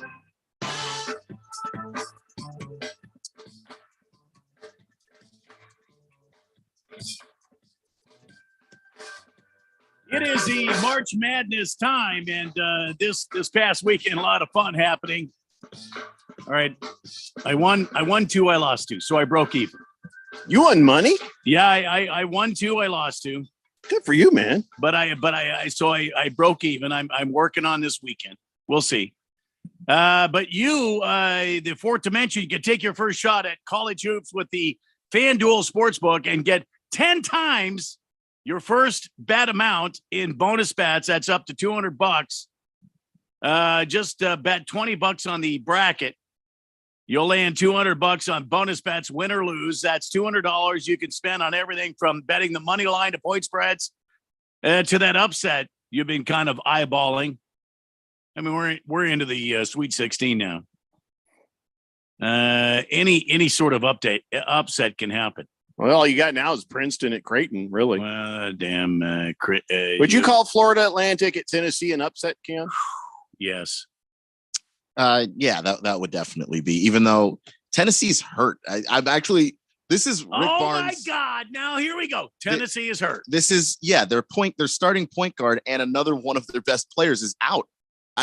This is Rick Barnes' best coaching job. It is. So when Zakai Ziegler went down, I didn't have Tennessee going this far in the tournament. Well, you can bet that if you want. The Creighton at Tennessee, whatever. It's all on an app that's safe, secure, super easy to use. No better place to bet your tournament than on FanDuel Sportsbook. Sign up today by going to FanDuel.com/Randy1580. Make every moment more with FanDuel all tournament long. Again, that's FanDuel.com/Randy1580. Got to be 21 or older, present in Arizona. First online real money wager, only $10 deposit required. Refund issued as non-withdrawable bonus bets that expire 14 days after you get them. Restrictions apply. See full terms at FanDuel.com/sportsbook. Gambling problem, 1-800-NEXT-STEP or text NEXT STEP to 53342. I don't know what to do about zebra problems, Jeffco. Well, I already told you what to do about zebra problems. I guess just punch them. Yeah, or start blasting. I don't know. Well, Sluzzman says, hey, sorry for texting late. You guys switch from topic to topic so fast, it's hard to keep up sometimes. Well, that's just what the show's always been, Sluzzman. Sorry. It is what it is. You got a Ferris Bueller this bitch. You're like, hey, you do. I don't. We're not going to Ferris Bueller. Right. But anyway, he says, Jeffrey, I got to tell you a story from back in the day. My Ford Explorer. I finally picked it up in downtown Chicago, South Side. I swear to God, it sounded like a Harley Davidson motorcycle heading into the farm fields. Somebody stole my catalytic converter. Some of these vehicles, like if you take my catalytic converter, I'll be like, thank you. It sounds amazing. A straight pipe. Hell yeah. Not all cars sound good with a straight pipe, but somebody steals my catalytic converter. That just gives me an excuse to go ahead and put the Borla on there. You know what I'm saying? On your truck, that'd sound badass. Get a Borla. That's what you got to do. That's right. Against the Spread says, here are my final 4 picks. All right, kids, pay attention. Against the Spread knows his stuff. All right. He makes his money. He is a better extraordinaire. Here we go. Tennessee, UConn, Alabama will make the Final 4. Houston worries me because they go through these massive offensive droughts, and Miami is a bad matchup for them. I got UConn cutting down the nets. There you go. Really? Okay. All right. All right. I mean, listen, do what you want with that information. Against the Spread is right more often than he's wrong, but he's not making you any damn guarantees. So Mr. Pringle says, what's black and white and red all over? A zebra at a Lions buffet. Okay. That was so dumb. It was kind of funny. Randy's not even smiling right now. Yeah. Oh, here it comes. Rough Rob says, I thought Jeffrey's Make-A-Wish dream was for the Colts to get a good quarterback. No. That's not even a Make-A-Wish. That's just my hope. Yeah. And I got to tell you, we'll talk about that later and what happened with my Colts over the last week. I know what you guys are thinking. Hefty Lefty says, I used to work for Enterprise Rent-A-Car, and we'd have converters stolen about every 6 months. Favorite vehicle of the thieves was the Chevy Express cargo vans. No need to jack them up. They were high enough there, And it does end up being the best way to wake you up in the morning, too. Turn on one of those and you think you've just entered a demolition derby. I know. I mean, if it weren't for the fact that you're kind of legally required to have that thing on the car, I wouldn't even be mad about it. Bruno Baller says, are catalytic converters that valuable that people are dying attempting to steal them? Oh, yeah. You know what? I haven't Googled this because, again, I try to keep my Google clean. I'll tell you, I've been doing that for years because I don't ever want to get investigated. What if somebody wrongfully accuses me and then here come the feds taking my computer away? I don't want anything on there that, could make me look silly. And then, I told my wife the other day, you want to check my browser history? Right there. Have at it. I live a clean life. But at the same time, with the Chat GPT thing coming in and knowing everything about you and it chats with you, you know what I'm saying? I don't want the computer to think, so you've been stealing catalytic converters? What? No, because you looked up how much money would you get for a stolen catalytic converter? Oh, no, Chat GPT. No. It was part of the show. Right. And then all of a sudden I'm being judged. I'm being judged by the Goog. Yeah. I don't want to get judged by the Goog. I get it. Yeah. So can somebody else Google what a catalytic converter is worth on the open market? I don't know what they're worth, but I know there's platinum in there. You degens out there are already hosed when it comes to your Goog. So just do me a fave. Or, hey, do me Keon, a fave. Here's the deal. If we don't get this, walk in the other room where Dale sits and just Google it on that computer. Will do. Thanks. 888-368-1580. I'm just saying, I just wonder how much they're worth. Swazman says, Jeffrey, catalytic converters, them are valuable there. Yeah. Platinum. Historian says, use DuckDuckGo as your search engine and try the Tor browser. I don't know what that means. Never even heard of that. I feel like that he's going to say, here's a place you can go and it's safe. I have the theory. You want to hear a theory? I got a theory for you. You know, they have that's what do they call it? The sandbox, the safe search, private thing, whatever. Incognito. Yeah. That does. I guarantee you the people who make these browsers, like, oh, this is where you can do stuff and nobody see. Goes right to the FBI. They've got a deal. It goes right to the FBI. Well, I mean, when it comes to being an incognito, it does say in the thing, you're not protected from anybody spying on you. It just doesn't save in your browser history. I don't trust it. I'm going to live a clean life on the Goog. So if something happens, people aren't, oh, Jeffrey was a good guy. And they're like, did you see what was on his search history? Holy crap. I don't need that. I'm getting closer to the end of this life than I am the beginning. And I don't need to be needlessly judged because I looked up something wacky for this show. And the next thing you know, people are thinking that I'm into this stuff. People are asking me something to do with a waffle. I ain't looking that up. Swazman says, yeah, them catalytic converters are very valuable at the recycling center. Okay, I'm just curious how much you can get for it. Hefty Lefty says, yeah, it's the precious metals in there. Also, palladium. Am I saying that right? Palladium. Palladium. I think so, yeah. Big George says, there's no such thing as a good death unless it's Vladimir Putin or that crazy guy running North Korea, Kim Jong-il. All right. Yeah, why do you want to go there? I don't want to start nothing with these people. I just don't want them starting nothing with me. I mean, I hear you. I get what you're saying. They're dictators. They put the dick in dictator. But, this whole thing with Ukraine ain't cool. But that's really not what we're here to do, George. So I'm just saying, if you die trying to steal from somebody else, it is ironic and therefore funny. That's fun. But really, if you say there's no such thing as a good death, but these guys, I'll tell you what, how about I change it from the dictators to all the child molesters and rapists? How about that? That would be a better death, I think. Boomer Sooner says, guys, almost all companies track what you do on the company computers, I'm just saying. I got my private computer right here. So nobody has told me what they're worth. So Keon, go ahead and just right now walk into and on. Even in fact, do me a favor. When you do the search on Dale's computer, just leave it open to that. So he sees it in the morning. Hey, who's looking up? Who took my catalytic converter? Hey, Bruce, here's a business idea. Historian says, well, here's what you could do. Use a VPN as part of your browser experience. Well, that just keeps the outside world, but my search browser is always going to know. Hefty Lefty says incognito mode is a 14-year-old's best friend, if you know what I mean. You know, well, yeah, you think that the FBI gets all of it. All right. So, there's one other thing since we're waiting on Keon on that. Randy, this might be something just put in your pocket. All right. It might be annoying. It might get you out of trouble. All It right. might get you into trouble. I'm It's ready. just information that you Yes. should know. All right. Women's flatulence generally smells worse than men's because women's bodies have a higher concentration of sulfur. Just put that in your pocket for use. If somebody says, kind of keep that for later use. Randy, your farts are horrible. Yeah, well, yours are worse. What? And then, just saying. Science. Just saying. You just put it in your pocket. Probably not going to go a positive direction for you All right. if you use this information. No.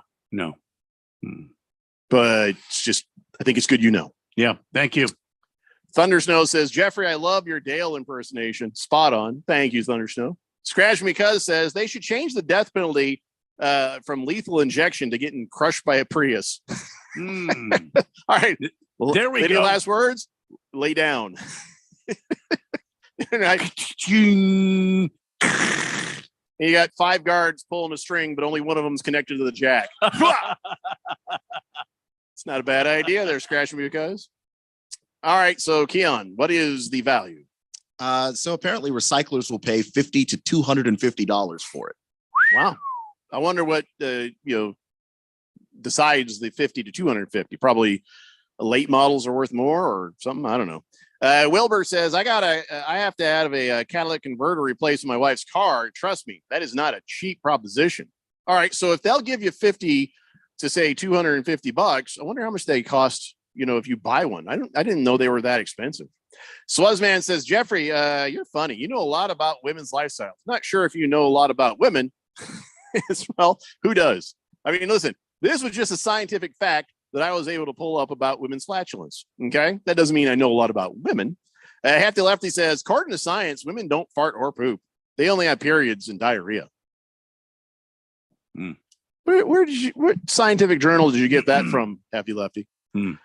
Big George says, I can definitely confirm that women's flatulence most definitely smells worse than men's. Wow, Big George. You enjoying being married? Are you? Yeah, I wouldn't get too used to it, buddy. Sometimes I question it. I really do. Are you happy? Yeah. I feel like you're on the outer end of that. Speaking of relationships, did you know? Okay, so listen, Kendall Jenner is a Kardashian, really, for all intents and purposes, right? Yep, So yep. she used to be with Devin Booker, but then Yes. Devin Booker got out, and we decided that the curse of the Kardashians didn't really apply to the Jenner girls. You know what I'm saying?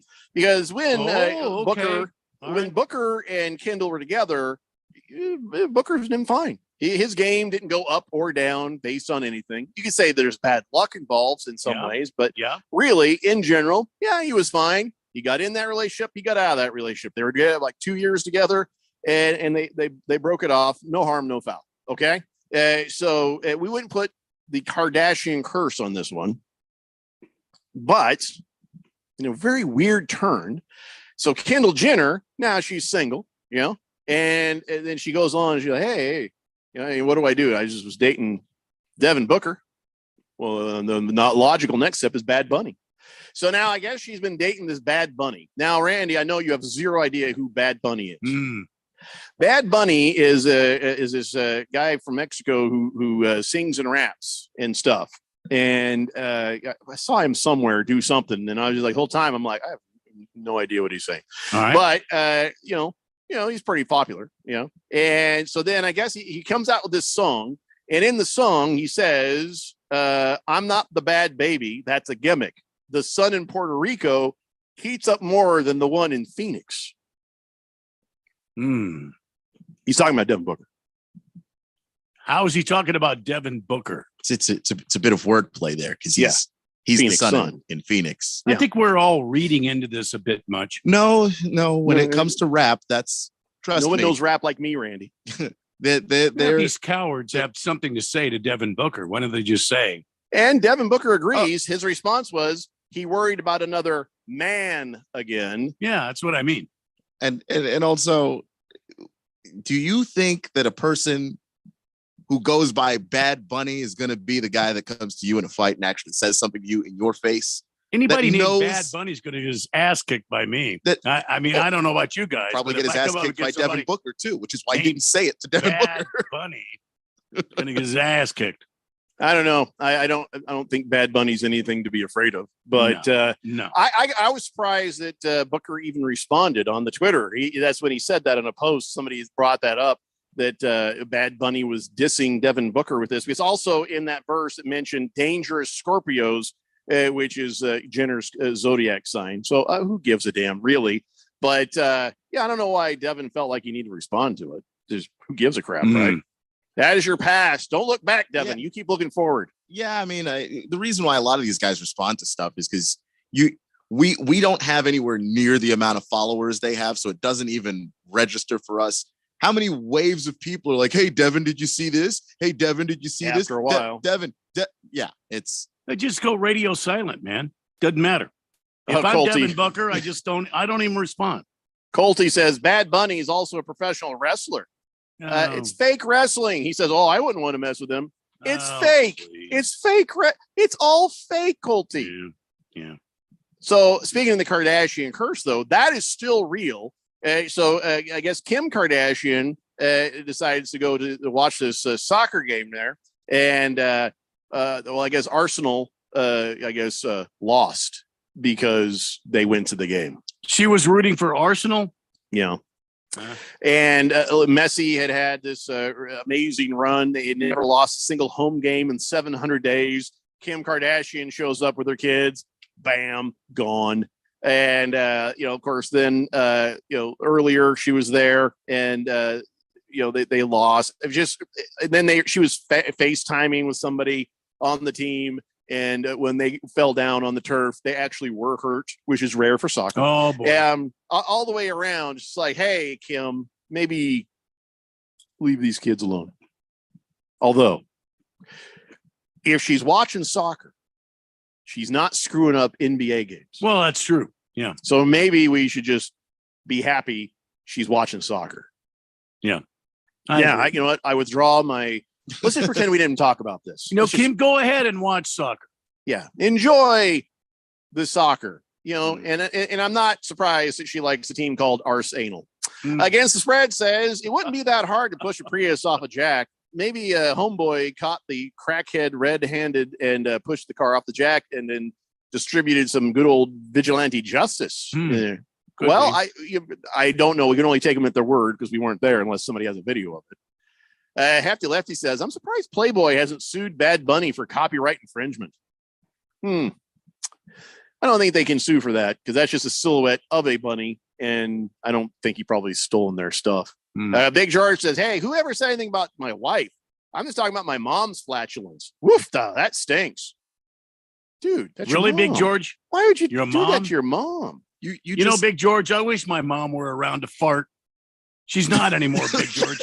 It's an odd way of saying. Can't you just say, I miss my mom? I wish she was right here cracking ass. I wish I could get another good fanny clapper from my mom. But I can't, Big George. You know what? Oh, what do Take we do for a pride trouser rumble right here? in the fact that your mom is still here. Also, you just did a Yo Mama joke on your own mom, minus the joke. Keon, just stay in your damn lane. Why would you do that? By the way, Wilbur says if you buy the actual manufacturer's converter, $3,000 to $4,000 depending on the vehicle.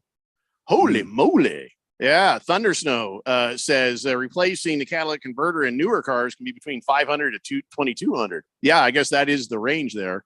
So I guess that's why they're paying out some money for these things. Still, why are they so expensive? Just platinum, palladium, a good chunk of the car right there.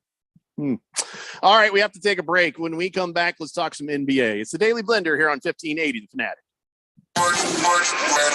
Exclusive coverage of the NCAA men's basketball tournament on 1580 and 99.3 The Fanatic is presented by Harmon Solar, Kasai Japanese Steakhouse, American Furniture Warehouse, Desert Diamond Arena. Don't miss a moment of the action, the upsets, the last-second buzzer beaters that make this tournament madness. The NCAA men's basketball tournament, exclusively on 1580 and 99.3 The Fanatic, and always on at 1580thefanatic.com. If you are an IT professional looking for an opportunity with great benefits, the freedom to creatively solve problems in a career with great growth potential and a team environment, look no further than Affinity Technology. Serving the Valley since 1992, Affinity Technology is looking for a level 1 tech to develop and deliver excellent solutions and outstanding customer service. Visit atechaz.com/jobs and get started with your future today. That's atechaz.com/jobs. Seems like everything is going electric these days. Electric cars, electric trucks. But what you save on gas, you pay for with that electric bill. With all these things being plugged into your house, wouldn't it be nice to save up to 85% on your monthly electric bill? Well, you can do that with zero down and no payments for 12 months. Call Harmon Solar. Harmon Solar is a family-owned, woman-owned local company that uses top-of-the-line equipment. Call Harmon Solar, 800-281-3189. That's 800-281-3189. Or go to harmonsolar.com. Don't be fooled by the people you meet on social media. It may start as an innocent conversation, but anyone who tries to sell you pills is nothing more than a drug dealer. And if you think tiny pills can't do much harm, think again. Fentanyl can end it all. Know the truth about fentanyl at learnmoreaz.org. Don't be fooled. Don't be faked out. Visit learnmoreaz.org. This message is sponsored by the Substance Abuse Coalition Leaders of Arizona. Are you working way too hard for way too little? There's never been a better time to consider a career in IT. You could enjoy a recession-resistant career in a rewarding field with plenty of growth opportunities and often flexible work environments. Go to My Computer Career and take the free career evaluation. You could start your new career in months, not years. Take classes online or on campus, and financial aid is available to qualified students, including the GI Bill. Now is the time. mycomputercareer.edu. Download the Fanatic app. News, scores, social media updates, and more on your smartphone, on your tablet. The free Fanatic app, available at the Google Play Store or the App Store, and at 1580thefanatic.com.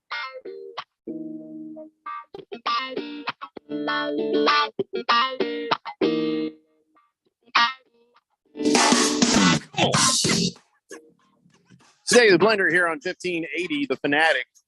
So if you're asking me, Jeffrey, why are you guys airing the NIT semifinals and championship next week? And I'll tell you, it's the same reason we're airing the Division II championship on Saturday. We are contractually obligated to do so. 888-368-1580. Let's talk some NBA, shall we? Well, how about Giannis Antetokounmpo? 13th perfect triple-double in NBA history. It was 22 points, 13 rebounds, 10 assists. He got a three-pointer to start this thing off. That's when you knew, hey, something's up tonight, man. And, he's the 9th player to accomplish this feat and the first since Nikola Jokic did it earlier in the season. So how about that? Giannis Antetokounmpo. I know it's kind of a sore spot because they beat us in the finals a couple of years ago. But here's the thing about that. You can't help but like Giannis Antetokounmpo. You just can't. I mean, try to make him a villain. Yeah, he did start some stupid stuff about, I can't remember what it was. I was like, dude, come on, man. But outside of that, I can't stay mad at him. Give me a reason. I'd love to have a reason. Do you have a reason, Keon, that I could stay mad at Giannis Antetokounmpo? There's really only one, and for that reason to be valid, you would have to be Torrey Craig. I had to become Torrey Craig. Yeah, because Giannis went full speed into Torrey Craig and knocked a couple of his teeth out. So I saw him picking him up off the ground. And by the way, the foul was also called on Torrey Craig, if I'm not mistaken. Yeah, which dubious. I don't know how you foul somebody with your teeth. I've never seen that before. That's a horrible foul call. But yeah, no, that would be the only way to hate Giannis. You'd have to be Torrey Craig picking your teeth up off the ground. So since we were out, that happened. I think you've noticed I didn't start by talking about the Phoenix Suns. Mm-hmm. Oh my God. What is it, 4 in a row now? No, they won a game somewhere in the middle. Yeah, they beat Orlando. So they're Orlando. 1-3. I don't know. I don't even want to talk about it. I don't even want to talk about it. Yeah. But seriously, talk about the damn Coyotes. How about that? Would we have 9 won points in a row? Well, hold on. Would we have won those games if we had the guys that we traded away? If we didn't do the trade with Kevin Durant, would we have won these games? Maybe. I mean, you probably would have won, some of them. I don't know exactly. The OKC game probably is definitely one you win just because Booker goes off for 46. Shai Gilgeous-Alexander for them had 40. And if Devin could have had any help at all, and I do mean any help, and Ayton wasn't out there. So he didn't get any support. He didn't get any support from Chris Paul. He didn't get support from anybody. I think just one good other performance, not great, just good from anybody else. And they might've won that game. No, I'm not mad about the trade. And we all know this team ain't going to be right until they get Kevin Durant back. Have we had any word on if that's likely sooner than later? Is there any? I don't think there's been any news about that at all. The only thing I've seen, Jeffco, is if this were the playoffs right now, KD would be playing. So that gives me some encouragement. Who said in that? KD himself. So they're just being really cautious with what you're saying. I think they're waiting until the playoffs to bring him back in. But potentially, I mean, the end of March is when he could come back. But based on the way they played the last injury, where they took longer than they had to, just to be sure, my guess is that once again they will take longer than they need to, just to be certain. Are we in the playoffs right now? Yeah, if you're in the today? fourth spot. All right. So you're not even in the playing game. So the plan is just do what we have to do, and then when the time matters, KD will be back, and we'll just clean house. I mean that ought to be the plan. Yeah, I mean he's the team. It's night and day from having him to not having him. So he's got to be out there, and the playoffs. Look, you got to win 4 games a series. That's 12 wins. Can you get Kevin Durant and keep him healthy and keep this roster healthy long enough to accomplish that? I have to imagine the Suns love their chances with that just based on what they've seen from him so far. I'm confused by this text from Against the Spread. It says, I'd like to announce the death of Time magazine due to a workplace environment fueled by rampant drug use. These fools said Tucson is one of the top 50 best places to live in the world. Oh, geez. Yeah, I saw that. That shows you right there. There's no journalistic integrity. And people that they just chose names out of a hat. There's no real research if they did that. Move over Barcelona and Naples. There's a new sheriff in town. No wonder the Wildcats lost. They probably thought they lived in an alternate universe after they read that nonsense. I agree. You know what? Some Time magazine writer had a good day at a Tucson golf course once, just had a really great game. And that was it. That's the memory of Tucson in his mind. He didn't go anywhere else. And he didn't see anything else. Nobody who's ever been to Tucson would say that is one of the best places to live ever. Hey, we were talking about bad officiating for the tournament. Well, here's some bad officiating in the NBA. And and of course, this happened, to the Suns. And I'm not whining about the charges that they've been taking. They've just been getting beat up all over the place. But this was sort of mischief. Markelle Fultz, bent over, and Terrence Ross is getting ready to go to the free throw line there. Markelle Fultz bent over there and untied his shoe. Just pulled his shoe untied. Yeah. And the officials are all standing right there. And that would have been a technical foul. Yes. That could have made a big difference because first, the foul had already been committed. So Ross was going to the free throw. And then there could have been a 3-point play on that. And so, of course, Ross, 83% from the line in his 11 years, nailed both those free throws. It would have stand to reason he would have gotten 3. Of course. Plus, I think with the technical foul, I don't even think Ross would have had to be the guy shooting it. If you had a better free throw shooter, just put them on the line. Whether it was him or not. Yeah. I mean, so the Suns won the game anyway. But I'm just saying that is the kind of nonsense that could have meant the difference in the game. And of course, the officials don't care. If we get teeth knocked out on the Suns, if you get shoes untied from the Suns, you get kicked in the nuts. If you've got a Suns logo, it's almost like they can't see it. They can't see it. They can't see it happen. They're Mr. Wilbur to your problems. Oh no. They're blind to your problems. So are you still willing to say that the NBA is not rigged against the Suns? I think the officials may have a beef for some reason. And I don't know. I start to wonder, is Chris Paul jibber-jabbering? Is Devin Booker jibber-jabbering too much at the officials where the officials are like, well, we'll show you jerks. You know what I'm saying? I mean, I'd still like my officials to make the correct call regardless of what players are saying to them. Yeah. I find that hard to believe that I'm supposed to sit there and go, oh, well, Devin Booker was talking a little extra to the officials tonight. So a no call completely warranted. I just have trouble wrapping my mind around that and buying it. Make the right calls. Absolutely. They made the right call, at least, in the case of Desmond Bain. You see what he did? All right. So this is I think it was the last few days, last week. Miami Heat beat the Grizzlies, no problem, last Wednesday. And during the third quarter, Desmond Bain, he was like, hey, I got to go in there and get this basket. And he runs into Kevin Love. Then he's like going, hey guys, what the hell? Like Kevin Love fouled him. But then when you watch the shot, he came around the corner, he went for a run in, and his arm basically, not only did he use his forearm to punch Kevin Love in the nuts, he lifted him off the ground for a short moment. Just bam! Kevin Love was down for a while, grasping his nether regions. Yeah. I'm not going to lie to you. I want to like the Memphis Grizzlies because they're young, they play hard, but some of these guys are just dirty. Dylan Brooks is the other guy. He got pushed out of bounds going after a ball. He couldn't get it, so out of frustration, he pushes a cameraman. He just pushes him just like that. Thinks no one's going to notice.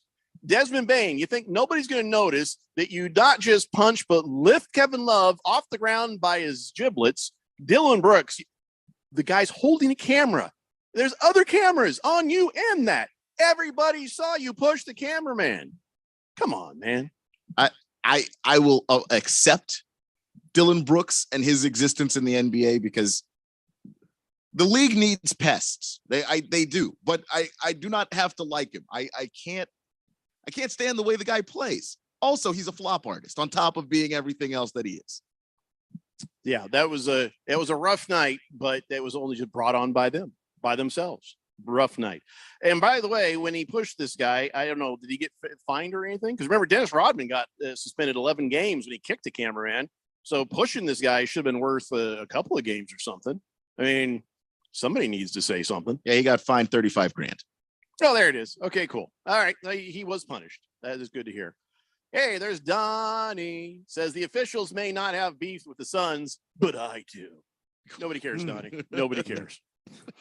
Thunder Snow says, kill the zebras. That is I get it, because refs. I thought it was a delayed reaction from the punch of zebra in the face thing from earlier. No. Big George says the guys in the Memphis Grizzlies are literally acting like grizzly bears on and off the court. No, George, I don't think a grizzly bear is going to punch you in the nuts. I think they're going to rip your face off and eat your nose. Don't think a grizzly bear's going to Don't think a grizzly bear is going to go on Instagram Live with a gun. I just doesn't seem like grizzly bear behavior. Yeah, and a grizzly bear, he wouldn't push the cameraman. He would have sliced through him with his giant claws. The cameraman. He'd have been sitting there gnawing on his skull. They wouldn't even care if the ball was in play. Yep. He'd be like, "I'll be here in a second." You just hear the crunch, crunch, crunch of that cameraman's, face. That's it. So no, Big George. No, you don't act like you know about grizzly bears, because obviously you don't know about grizzly bears. Mm-hmm. Sorry, I didn't mean to get so passionate about grizzly bears. Yep. I didn't mean to do that. I know how it is, Jeff Combs. So listen, so we've gone this far in the show and we have yet to talk about NFL stuff. That's rare for us. Usually, in 3 o'clock hour, we blast through everything not NFL. Then we spend the rest of the show talking NFL. Yeah. So was it rare and refreshing, or was it rare and disconcerting? Hey, ooh, for me, disconcerting. I would say refreshing for me, just because we got to talk about a lot of college basketball, and that always makes me happy. Shut up, nerd. Well, it was you asked. No, here's the answer. Here's the correct answer. It was refreshingly disconcerting. Trick question. That's Yeah, exactly see, what I see. was feeling, Jeffco. I don't care what we talk about as long as it's compelling and people care. And if you don't care, well, I don't care. So just kind of chased my tail on the circle on that one, didn't I? Bear Nut says, speaking of bears, has anybody watched Cocaine Bear yet? It's hilarious. Yeah, it's intended to be too. So I haven't seen it yet. I'm waiting for it to come out on basic cable. I ain't paying for that, but it does sound funny. All right, one more hour of the Daily Blender is next here on 1580 The Fanatic. One trip down Scottsdale Road, and it's obvious snowbird season is here. You know what else is on Scottsdale Road? The absolute best restaurant to take your out-of-town friends and family to. Kasai Japanese Steakhouse. No one does it better than Kasai, where talented Teppan chefs create the food, fire, and fun of teppanyaki. Kasai Japanese Steakhouse is dinnertainment at its best, where a delicious 7-course meal is prepared right at your table with flair. It's the perfect choice for any occasion. Choose from over 50 different items and combinations of teppanyaki. Looking for a great dining without the show? Kasai offers an awesome selection of Asian-inspired dishes and tasty sushi. Happy hour deals daily until 6 p.m. And enjoy outdoor dining on our heated patio. So whether here on a golfing trip, for spring training, or just to enjoy our Arizona sunshine, don't just take your guests to dinner. Take them to Kasai Japanese Steakhouse for dinnertainment. Visit KasaiScottsdale.com. That's KASAI Scottsdale.com or call 480-607-1114. There's no doubt that Harmon Solar can save you up to 85% on your monthly electric bill. That's a fact. Bruce Jacobs here. But did you know it's possible to get solar for zero down and no payments for 12 months? You can lease, finance, or even purchase outright. They have plans that fit everybody. Harmon Solar is a family-owned, woman-owned local company that uses top-of-the-line equipment. Call Harmon Solar at 800-281-3189. That's 800-281-3189, or go to harmonsolar.com. For the latest from the world of golf, tune in every Saturday morning from 6 to 8 for the Golf Shop Radio Show, presented by PlayGolfMyrtleBeach.com, the golf capital of the world. Hosts Mark Greenhelch and Matt Blanchard talk golf from tee to green and everything in between. If you like golf, you're going to love Golf Shop Radio. Before you tee up, drop on in. Welcome to the Golf Shop here on 1580 and 99.3 The Fanatic. My brother-in-law died suddenly, and now my sister and her kids have to sell their home. That's why I told my husband we could not put off getting life insurance any longer. An agent offered us a 10-year, $500,000 policy for nearly $50 a month. Then we called SelectQuote. SelectQuote found us identical coverage for only $19 a month, a savings of $369 a year. Whether you need a $500,000 policy or a $5 million policy, SelectQuote could save you more than 50% on term life insurance. For your free quote, call SelectQuote at 1-800-457-6060. That's 1-800-457-6060. Or go to SelectQuote.com. 1-800-457-6060. That's 1-800-457-6060. SelectQuote. We shop. You save. Full details on example policies at selectquote.com/commercials. KQFN Tempe. Also transmitting on K25CD Phoenix at 99.3 FM and K24EU Fountain Hills at 95.9 FM. It's time for the third hour. Quiet, people, sit down because it's time. Time for what? Showtime. When does it start? Right now. 3, 2, 1. Let's get on with the show. Let's do it.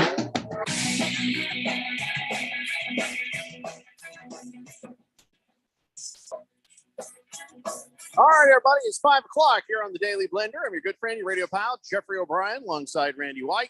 Got Keon Rose in the control room, and you guys are on the Fanatic text line, 888-368-1580. We broadcast live in the Harmon Solar Studios in Scottsdale, and I guess, you know, I wish Kevin Durant was back for Wednesday, because that's when the Suns play the Lakers. Yeah. I really wish he'd be back for that one, because I just wanted to see them dismantle the I Lakers. think the Suns will beat the Lakers. I don't know. Look who's beat the Suns lately. I don't know if they can actually. I think the Suns will beat the Lakers, no problem. Based on what? I mean, here's the thing: the Kings. That's a powerhouse now. I mean, can you believe I'm saying that out loud with my mouth? Yeah, Kings are a powerhouse. But the thing is, it's unreal. They've been developing. I mean, Yeah. they've been building their team, and they've been slowly getting better year after year, and finally, it's come together. That's There's how a you lot of want to do years, it. man. Mm-hmm. The Warriors they lost to the Bucks. They beat the Magic, then they lost to the Thunder. I am not confident. I'm not confident with this team without Kevin Durant now, and I think that in this next off season, that is something they're going to need to focus on. You know what I'm saying? The supporting cast. Well, to help get through moments when say DeAndre Ayton gets hurt, or Devin Booker gets hurt, or Kevin Durant gets hurt. I mean, the Suns lost to the Oklahoma City Thunder by 4 points. Yeah, but they lost. Well, they had a double-digit lead, and then they lost. They beat the Magic. They lost to the Bucks by okay, maybe they got beat soundly by the Bucks, but and they got beat soundly by the Warriors. But they were at home against the Warriors. They were in the Warriors, home. It wasn't the Warriors coming to Phoenix. I'm not taking any of those excuses. This Suns team, there's a bunch of those games they would have won before, and now they're losing. And the only thing that's different is we don't have Kevin Durant. Is there anybody else hurt that I don't know about? Yeah, Monty DeAndre Ayton's got a groin thing. Okay, well that there's a reason. But then again, what do you deal with in the offseason? Making sure that your bench can handle the absences. Monty said the loss against the Thunder was on him, because they had a double-digit lead and he didn't coach it right, and he was rotating. He was rotating the right guys in at the right time. So he said that was on him. So I think the Suns will go into LA understanding the urgency. And then they've got to play it against the Kings. And it's not like the Lakers have been this dominant force either. The Lakers have won 2 of their last 5. So a lot of people want to say the Lakers are this, they're gonna, especially Ralph. They're gonna make the playoffs, no problem. Okay, they're not even in the playoff hunt right now. They're just trying to get in to the play-in game. I just care about Wednesday spot, so they would be. I think the Suns can handle the Lakers. And then they go to Sacramento and take on the Kings. Then they have to have the 76ers at home. It's a tough stretch for them right now, but I think they go at least two out of 3 the next 3 games. 2 and 3. 2 out of 3. I would love it if you're right. The Jet says, guys, hey, something seems to be wrong with that radio station there. We're used to hearing basketball or sports, but today we're listening to 3 guys talking on the radio here. What's going on? Yeah, shut up, Jet. Yeah. All right, can we talk some football now? Let's talk some football. And before we get too deep into stuff, remember last week we were talking about, I was like, why is Von Miller at the Combine? And Von Miller was like, hey, well, someday I want to be a GM. And I'm like, okay, all right, that's, I guess. And I'm like, I don't know if he's, okay. And then Brandon Beane has come out and said, after working with him at the Combine, that dude's going to be a GM. That guy, yeah. And so he's like, he worked with him and says, yeah, someday Von Miller got the brains, got the chops. He'll be a GM. I do think he'll do it. He says he seems like, as I've gotten to know him, when he's, something on his mind, he's serious about it. And to me, he could have had a meeting or 2 with me and not brought it up again. But I mean, to me, he's dug deeper and deeper. Well, I don't know what that means, but he's basically saying, yeah, someday Von Miller could achieve his goal of being a GM. All right. And it's not out of the realm of possibility. I mean, the Bears GM, Ryan Poles, played in the league, and he's 37. He's only 4 years older than Von Miller. So for Von Miller to make sure while he's still playing that he's making those connections, that he's learning from the right people, if that's what you want the second career for your life to be, hey, good luck to you, man. Let's go about it the right way. That mysterious, investigation into him, which nobody ever found out what it was about, but we all assumed, it had something to do with domestic violence or domestic something or other. We didn't know, but it kind of seemed that way. The mysterious circumstances around that would be that something that could keep him out of that sort of a job, kind of like Eric Bieniemy. The only thing people can figure about that guy is he had some stuff in his past, and everybody's like, well, it was so far removed, but yet here we are. Eric Bieniemy just can't get a job. So I start to wonder, is this weird cloud that's around Von Miller with what happened in Denver, is that something that could keep him out of a GM ship? I'm sure it's something that may come up. I don't know to what extent the information is out there. I don't know to what extent anything about Von Miller was proven. So without any of that, I can't say. But if it seems like that situation was, something where he maybe got tangled up in something he shouldn't have, but didn't actually end up doing anything, I don't see how that holds him back. Well, I'm just saying, something happened. It never got cleared up, never was talked about, and it just sort of disappeared. And I mean, Eric Bieniemy, there's facts, there's reports, there's stuff about that. So there's nothing that actually came out because of Von Miller. So I'm just saying that's the thing that would make me a little bit nervous, I guess. How are you feeling? Are you feeling nervous, anticipation, and tinglies there, Keon, with the Commanders? First thing that you would notice is their free agent deals all have a date on them, May 12th. Usually they have said that those things would start up like 15 to 30 days earlier than that. But their contract with Darren Payne and Jacoby Brissett, they all say initial payment gets made May 12th. That does sort of indicate that a sale imminent for your Washington Commandos. And to make sure, Mary Jo White has leaned over and said, yeah, we're still looking into this. More financial concerns are on the table. So that basically Mary Jo White is a loaded gun pointed at Dan Snyder saying, sell the team, correct, or this is getting out. The minute you sell the team, then this whole thing goes away. Nobody knows, but you sell the damn team. Yeah. And they've been using her report that way. I always thought it was suspicious that they never released the report. Yes. What took so long?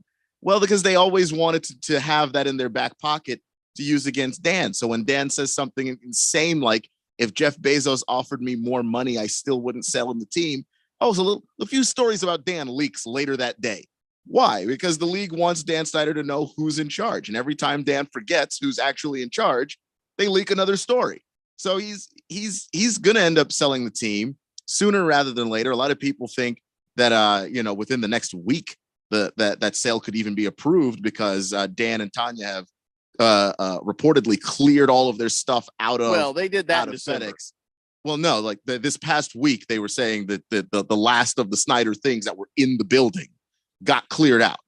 So I thought that had all happened in December. So they just came back and just grabbed stuff off the walls. I have no idea, but the combination of that and the fact that the NFL owners meeting is taking place here in Phoenix in the next week or so, they want to have all of that stuff rolling so that they can just sell it, have it approved, and Dan Snyder's gone. And that's like 3 Super Bowls to me in just him not being the owner of the team. So some of the things that they are sort of leaking here and there, just to remind Snyder, it was time for you to go. First, you heard about the $55 million line of credit that he got without approval from the league. Then you heard about the ticket sales money, which he kept back and didn't report to the league.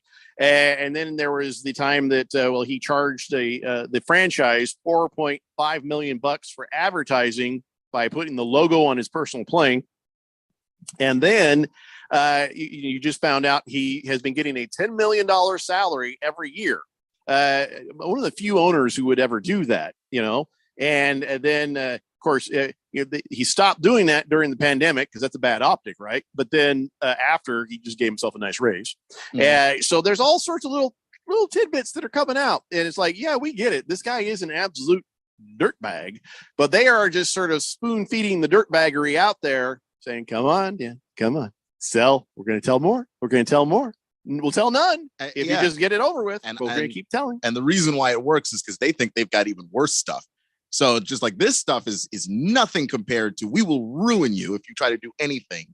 That's the reason why, you floated the idea of maybe Dan tries to sign Lamar Jackson because it's not his money and he doesn't care. But if Dan tries to do anything that will tick off the other owners, more reports coming out. He doesn't have a say in any. I think you're right. Isn't there some way the owners can vote him out? But they can and force him, but they don't want to because but they don't. Everybody's want to. worried what'll happen to them someday. Well, they don't want to. I understand that. We've talked about this before, but I mean, you guys are saying that they keep sneaking these little stories out here. They keep sneaking these ones out here. Here's another one. Here's another one. Oh no, there's another one. Dan, look who's in charge here. Why don't they just vote him out? Just be done with it. Because they don't want the idea that if somebody else messes up, if somebody else has a scandal, once you set the precedent that when you're in scandal, this is what happens to you. What happens when somebody else falls into scandal? Wouldn't all of the owners voting Dan Snyder out be sort of a warning to the rest of these guys? But they're the guys doing the voting. Yeah. They don't want a warning. A sick, incestuous thing. It's a conflict of interest. The guys doing the voting don't want a warning. I don't get it. I just don't get it. So they would love for Dan to just sell the team. Also there's some other stuff about Dan that's just hilarious. Like the fact that he had no choice but to go through Bank of America to sell the team because he owes Bank of America. And then this is reported $1 billion. He just owes him $1 billion. And so they're looking at him like, yeah, when you sell the team, that's why he wants so much more money. He wants that valuation to be $7 billion so he can keep more of it. Because he walks away with 6 and Bank of America gets 1. Sure, but he's greedy. That's why he's Dan Snyder.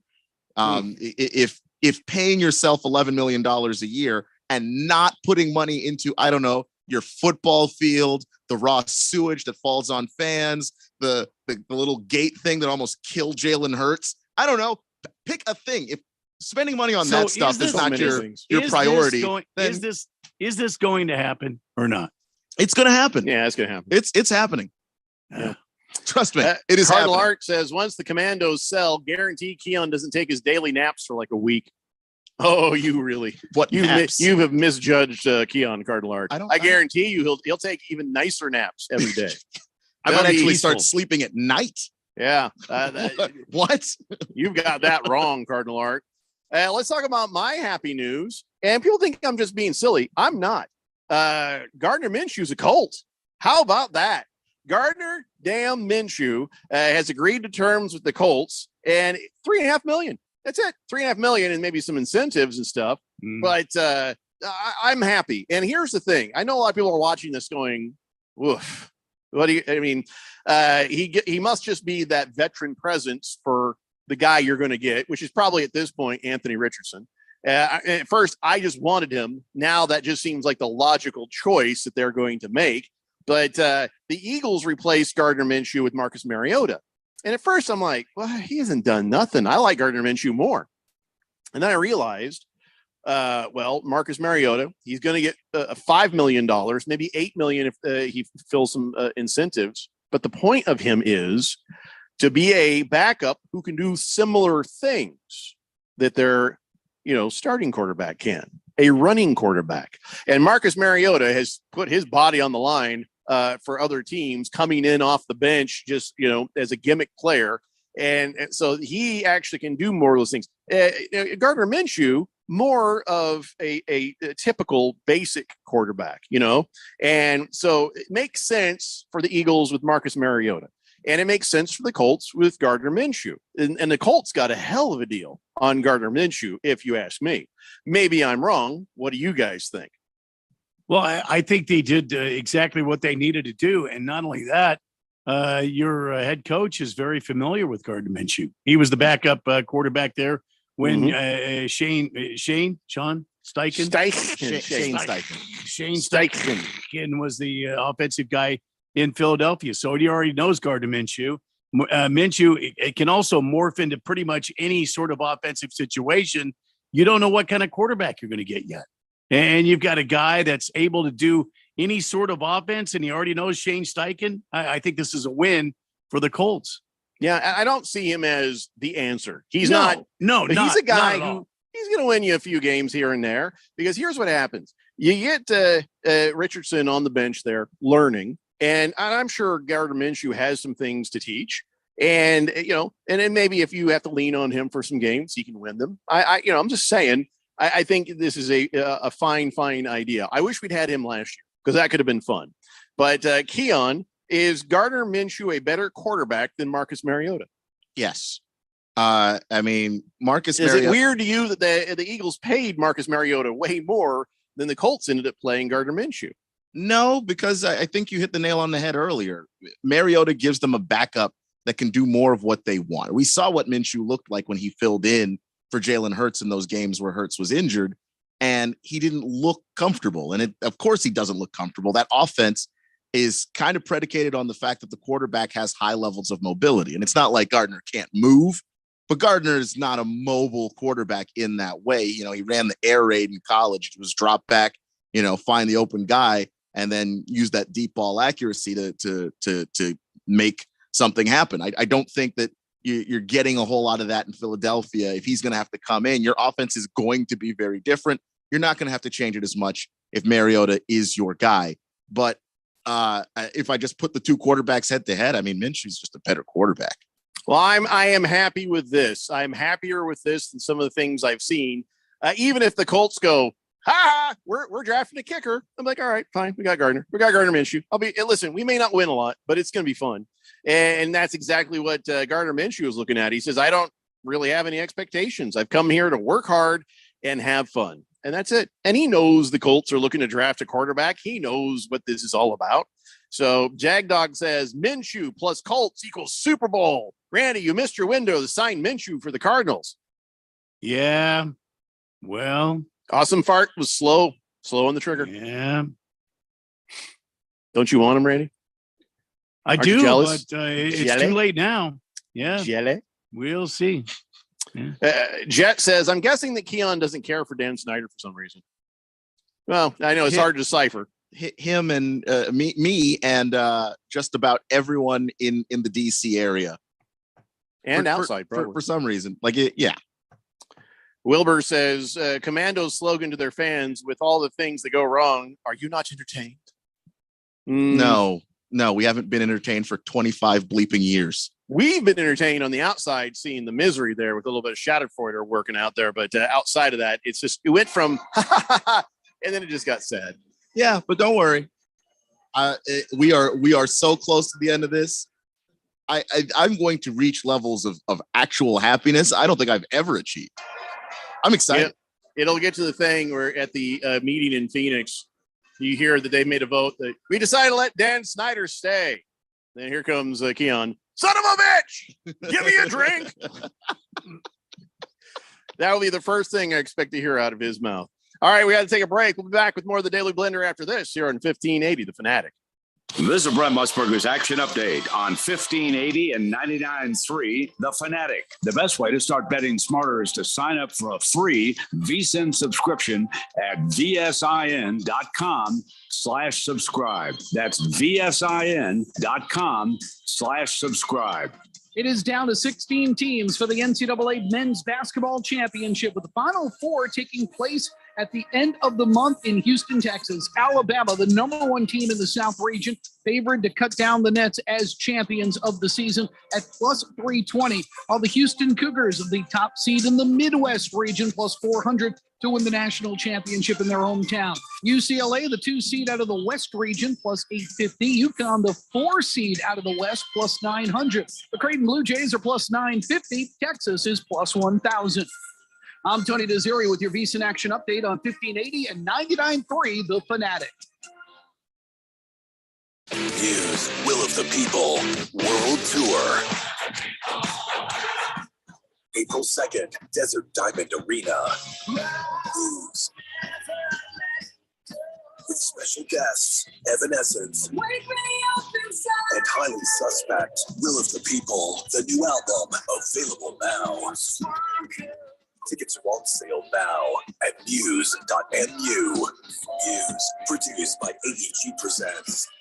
Are you a planner? Do you like to plan ahead? Then, of course, you already have a plan to call Harmon Solar, right? Bruce Jacobs here. It should be at the top of your list to get solar now and enjoy huge savings next summer, up to 85% on your monthly bill with zero down and no payments for 12 months. Then you can plan what to do with all that extra money. Harmon Solar is a family-owned, women-owned, local company that uses top-of-the-line equipment. Call Harmon Solar 800-281-3189 or go to harmonsolar.com.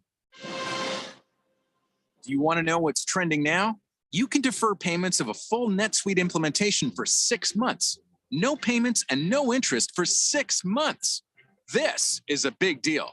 NetSuite by Oracle has never made an offer like this in its 22 years as the leading cloud financial system. 33,000 companies have already upgraded to NetSuite, gaining visibility and control over their financials, inventory, HR, e-commerce, and more. Everything they need to reduce manual processes, boost efficiency, build forecasts, and increase productivity across every department. In fact, almost 90% of finance leaders agree that NetSuite helps them reduce manual data entry time. Whether your business generates millions or hundreds of millions of dollars, take advantage of this special financing offer of no payments or interest for 6 months at netsuite.com/gain. That's netsuite.com/gain. netsuite.com/gain. Homeowners age 62 and older, now it's time to act. This is Rob Canyon, retirement mortgage specialist and host of the Retire Right with Reverse Rob show on 1510 KFNN. Yes, listing prices are down, but home values still remain at very high levels. Don't wait to learn more about the new and improved home equity conversion mortgage. This is a safe and proven coordinated strategy in retirement, which will improve your monthly cash flow, lower your tax liabilities, and make your retirement portfolio last longer. Call me today, Reverse Rob, at 602-REVERSE, or on the web at www.reverserob.com. The dictionary describes madness as Frenzy, rage, intense excitement, or enthusiasm. we define it like this. There's the pass to Leitner. Puts it up. The Jacobs the through for the win. The madness is coming.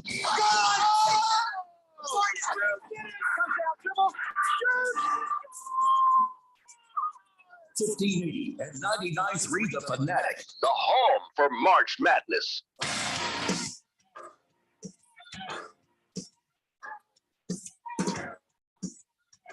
Doesn't matter if you're a FanDuel user or a new customer. Right now, all customers can get involved on this college basketball tournament with a no sweat bet. Sign into your FanDuel account if you're a new regular customer. Claim yours today. Or if you're a new customer, go to FanDuel.com right now and use FanDuel.com/Randy1580 to get in on the action as we continue with the Sweet 16. You can bet on everything from the money line to point spreads. Maybe that upset. Maybe that Farley Dickinson. Who is it? Who's it again? Farley Dickinson. Well, they're not here now, but you can bet on Princeton if you want. Oh yeah, Princeton. That's it. Princeton. Princeton is in the Sweet 16 taking on Baylor. You could bet on that. How about Xavier against Texas? You can bet on that. Xavier, the number 3 pick. And don't forget old Sweaty Sean. He's the coach of Xavier. Oh, man. Oh, I totally forgot that. Yeah. Oh, I hate them even more. Go now. Texas Longhorns. I want to remind you guys that, Sweaty Sean. Anyway you go, you can make money on this college basketball tournament if you pick correctly. Sign into your FanDuel Sportsbook account, claim your special offer today, or sign up at FanDuel.com/Randy1580 to get in on the action. You can bet on everything from, like I said, the point spreads to that upset, maybe player spreads. There's a number of different ways you can bet on FanDuel on an app that's safe, secure, and super easy to use. No better to place a bet on the tournament than FanDuel Sportsbook. Again, just go to FanDuel.com/Randy1580. Join now or sign into your FanDuel Sportsbook account to claim your no sweat bet today. Must be 21 or older, present in the state of Arizona. Bonus issued as non-withdrawable bonus bets that expire 7 days after you receive them. Max bonus $5 unless otherwise specified. Restrictions apply. See terms at FanDuel.com/sportsbook. Gambling problem? Call 1-800-NEXT-STEP or text NEXT STEP to 53342. Jeffco. Thank you, Randy. It's the Daily Blender here on 1580 The Fanatic. Lost Toby texts in and says, Mexico is up 3-0 through 4 innings. Suck it, Randy. Well, I didn't say Mexico was going to lose. I said they got Shohei Ohtani on the hill for Japan tonight. It's going to be a tough game. Benji Gill and the Mexican team, pretty damn good team. That'll be interesting to see if it does become the big game, huh? 888-368-1580. Got some more NFL quarterbacks to talk about. And that whole Matthew Stafford thing is fascinating. They're going to roll with Matthew Stafford then this year because they kind of have to now because nobody's going to trade for him. Nobody wants that money. You know what I'm saying? Nobody wants that money with that elbow. There's too many question marks. I feel like he's probably going to be okay. I mean, he'll play all right this year, but if you're a team taking a risk, are you going to take that? I mean, the Rams can obviously. No, I hear you. But I hear you. I'm sure he'll be fine. But if you're another team and the Rams have the whole season, they've been really weird about talking about his elbow for that money. People thought he might retire, and he had 105 million reasons not to retire. It's not just the 57 million that became fully guaranteed, last week. It was also the other money, the $48 million in signing bonus reimbursement. If he was to retire, he'd have had to give them back. So if you look at the grand scheme of things, that's 105 million reasons not to retire. Nobody ever wants to give back money. Nobody wants to give up guaranteed money. So he just kept hanging out there, chilling with Lily from T-Mobile or wherever the hell she's from. And, and then now here he is, well-paid man. No matter what happens next, he's a very well-paid man. And at this point, what are the Rams going to do? The Rams have to work with him. There's no other choices for the Rams, right? That is correct. They're screwed as far as cap goes. They couldn't replace him. How are they going to do that? With what money? So better to just try and figure out a way to financially get things settled with Matthew Stafford because they don't have any wiggle room. So Matthew Stafford is not going nowhere. So you can give that up. If you're hoping Cooper Rush was going to come and save your day, well, he stayed with the Cowboys. They paid him to hang around something like $6 million or whatever. So he's the backup for old Dak Prescott till the next time he gets hurt. The Raiders, well, they're just showing how stupid they are right now. They've who they had a visit from? Just guess who they had a visit from? Tom Brady. No, that actually have been Carson Wentz. Worse. Matt Ryan. Worse. Blaine Gabbert. Oh. Yeah, I know, right? See, you feel dirty now, don't you? Just ugh. I guess he showed up and they're like, hey, I feel like Blaine Gabbert and Jimmy Garoppolo. That's a good pair, right? That's a quarterback room. Oh my God. The Raiders. I feel so bad for the fans. I feel bad because from a moment you're like, they're so close, right? They're so close to figuring out. And here comes Josh McDaniels. Gone. Him and that GM together have put I don't know what their plan is. It doesn't look like it looks like they have a plan. It just looks like an awful plan. Just like a very stupid plan. I'm interested in seeing what that looks like because it's going to be funny, is my prediction. And I'm sorry, Raider fans. And I know the Raider fans, you can't be mad at me for this because you're thinking the same thing. You're thinking that you're already probably hashtag fire Josh McDaniels, right? Raider fans, I want to hear from you on this. Because it seems like he's depressingly trying to turn the Raiders into the Patriots. And I don't know that that's a good idea. There's already a bad version of the Patriots. We don't need two. But Raider fans, you tell me if I'm out of line. If you're like, oh, that's not right. The Raiders can be great. I'd love to hear from you. And I'm sorry. I am so sorry for what happened to you. Against the Spread says, is there any talk of Hurley taking the job at Providence? It seems like a great fit for him in the Big East coaching against his brother, and he would have less headwinds than at ASU. I've not seen anything about that. I haven't seen anything about that either. And I don't know if it is Providence a step up from ASU. I don't know that necessarily is step up. It seems like a lateral kind of move. Number one Rattlers fan says 60-53. Well, you guys know the final for Friday. Do you guys want me to call in with some previews? I don't know what you're talking about. The Rattlers game Did they play last week. Oh, their season started already? Yes. 888-368-1580. One other thing for your quarterbacks, your NFL quarterbacks. Dolphins went ahead and exercised Tua Tagovailoa's fifth-year option right there. So it's a fifth-year option, $23.17 million fully guaranteed for next season as soon as they execute this thing. Does that mean they're out of the find a new quarterback business then? Yes. I mean, Yeah. That's it. Yeah. It's done. Yeah. So Mike White's the backup. Tua is the guy. I don't know if Mike White's game and Tua's games match up very well, but that is who the Dolphins They're got. both pocket guys. I think, Tua's a little more mobile, but it's not significantly more. I think they'll play roughly the same game. There's no Tom Brady talk anymore there. There's no more Lamar Jackson talk. I don't think so. No. Unless Tua is involved in a trade of some sort. But the Dolphins, that's it. So we're kind of running out of places, and we're kind of running out. I guess right now everything depends on the draft, right? That's it. Just anything that's going to happen. Things should be quiet in free agency now, and whatever happens next is dependent on the draft. So maybe. I mean, I think the Patriots will still be looking for economical ways to pick up players. They'll be looking for some value pickups, but and I think that the Cardinals are not done. They've made some pickups, but I think the Cardinals are still looking. I think maybe you'll see Pittsburgh looking.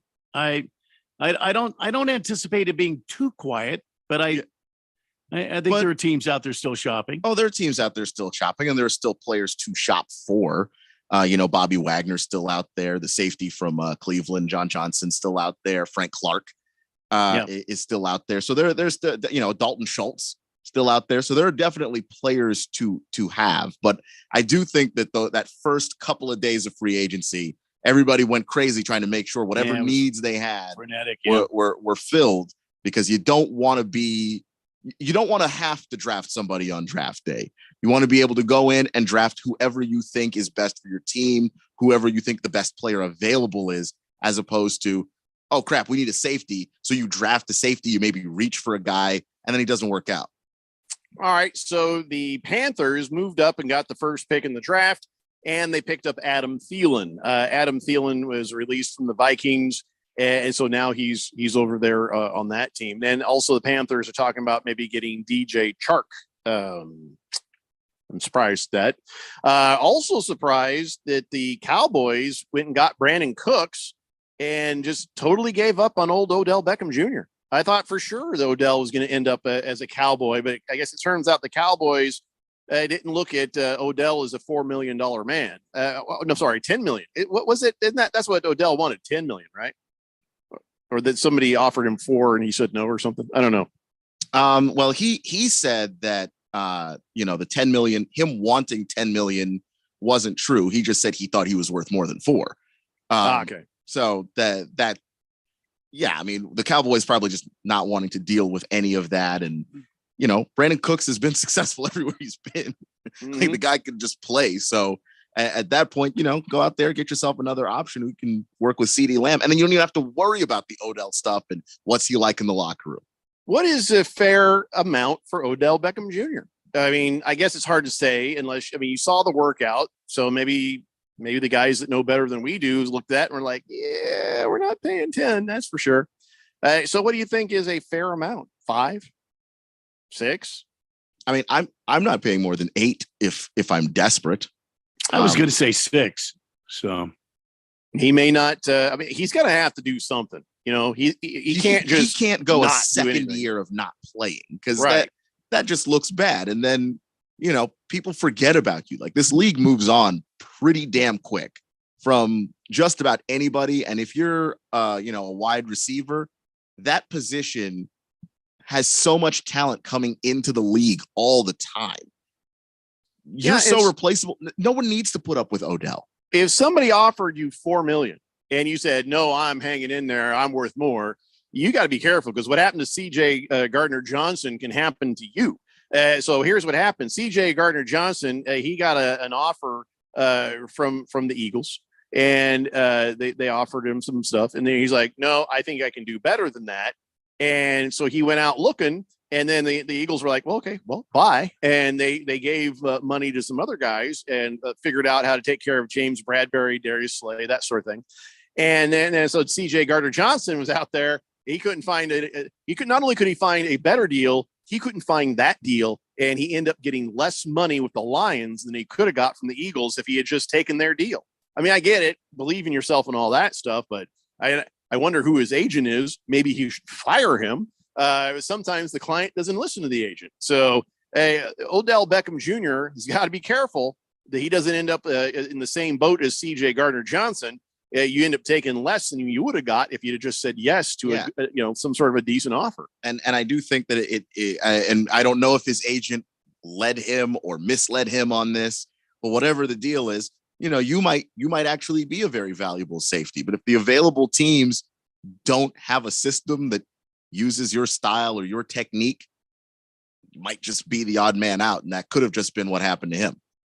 Well, and now at the moment, meanwhile, Laramie Tunsil and with no agent is now the highest paid left tackle in football. So Larry, here's the thing: if you're going to be your own agent, he picked the right time in his career to be that guy. And so, Laramie Tunsil. There's a guy I love just seeing him on the field because I think tonsils. Every time I see him, I kind of giggle. By the way, Eagles. Speaking of the Eagles. They are proposing a rule change or actually an equipment change. They say they want to have game clocks display tenths of seconds. So as that thing's counting down, you can time it down even closer to that zero. I don't know how you feel about that. I kind of like that because when you have the play clock, sometimes these officials, that thing hits zero and you're like, where's the delay of game? And then there isn't one. And then the play's fine and they run it. Yeah, I mean, they should be accurate with this stuff. It shouldn't hit zero and then you're just sitting there an extra second or two. If you're going to do it right. The tenths of seconds would actually kind of lead to, look, we're going to be precise about this. When this thing hits zero, the ball better be snapped or it's a delay of game. Yeah, I don't know if it's necessary. I mean, I guess if that's a problem for some people, thinking that it's a very late zero, like kind of like a stale yellow light. You know what I'm saying? If they're feeling like that's a thing, I guess. But I don't know. Has it been that big a deal? Is it worth changing all the clocks to have the tenths of a second? I can think of 3 times last season where the clocks hit zero and you're just sitting there waiting, going, shouldn't there be a flag thrown here? I think honestly, I don't know that the tenths of second is necessarily going to stop the officials from calling it the way they've been calling it. Like if they're gonna sit there and give you some time after the zeros, then the tenths of a second, not sure exactly what that changes. So one of the problems could be some of these scoreboards they have out in the NFL. Those would have to be modified or changed or replaced because they don't have that little part for the tenths of a second. 24 out of 32 owners, say, well, that's what they need to have this thing passed. I don't know. I mean, I guess I don't care that much about it. What do you think, Randy? What stadium does not have the tenths of the zeros? Don't they all have them? No, all of them for just the play clock. We're talking the play clocks, and also the play clocks are represented up on the scoreboards. Okay. Well, I don't think it's that big of a deal. I think you could transition those out pretty easily. Hey, look, it's Booger Wolf. What do you know? It's the Butt Cheeks and Brown Star show. Sup, dudes? Sup, Booger Wolf. Nice to hear from you. All right, let's take a break. When we come back, we've got on this date in Big Georgia sports history. It's the Daily Blender here on 1580 The Fanatic. Exclusive coverage of the NCAA men's basketball tournament on 1580 and 99.3 The Fanatic is presented by Harmon Solar, Kasai Japanese Steakhouse, American Furniture Warehouse, Desert Diamond Arena. Don't miss a moment of the action, the upsets, the last-second buzzer beaters that make this tournament madness. The NCAA men's basketball tournament, exclusively on 1580 and 99.3 The Fanatic, and always on at 1580thefanatic.com. One trip down Scottsdale Road, and it's obvious snowbird season is here.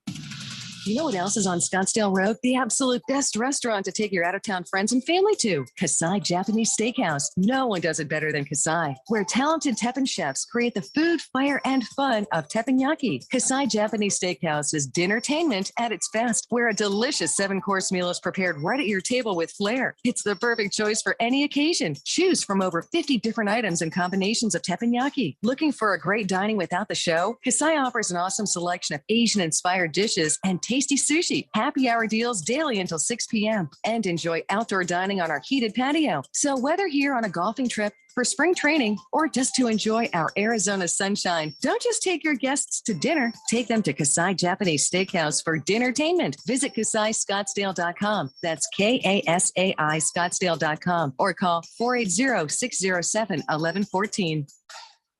The Renaissance Festival is back! Huzzah! Weekends now through April 2nd.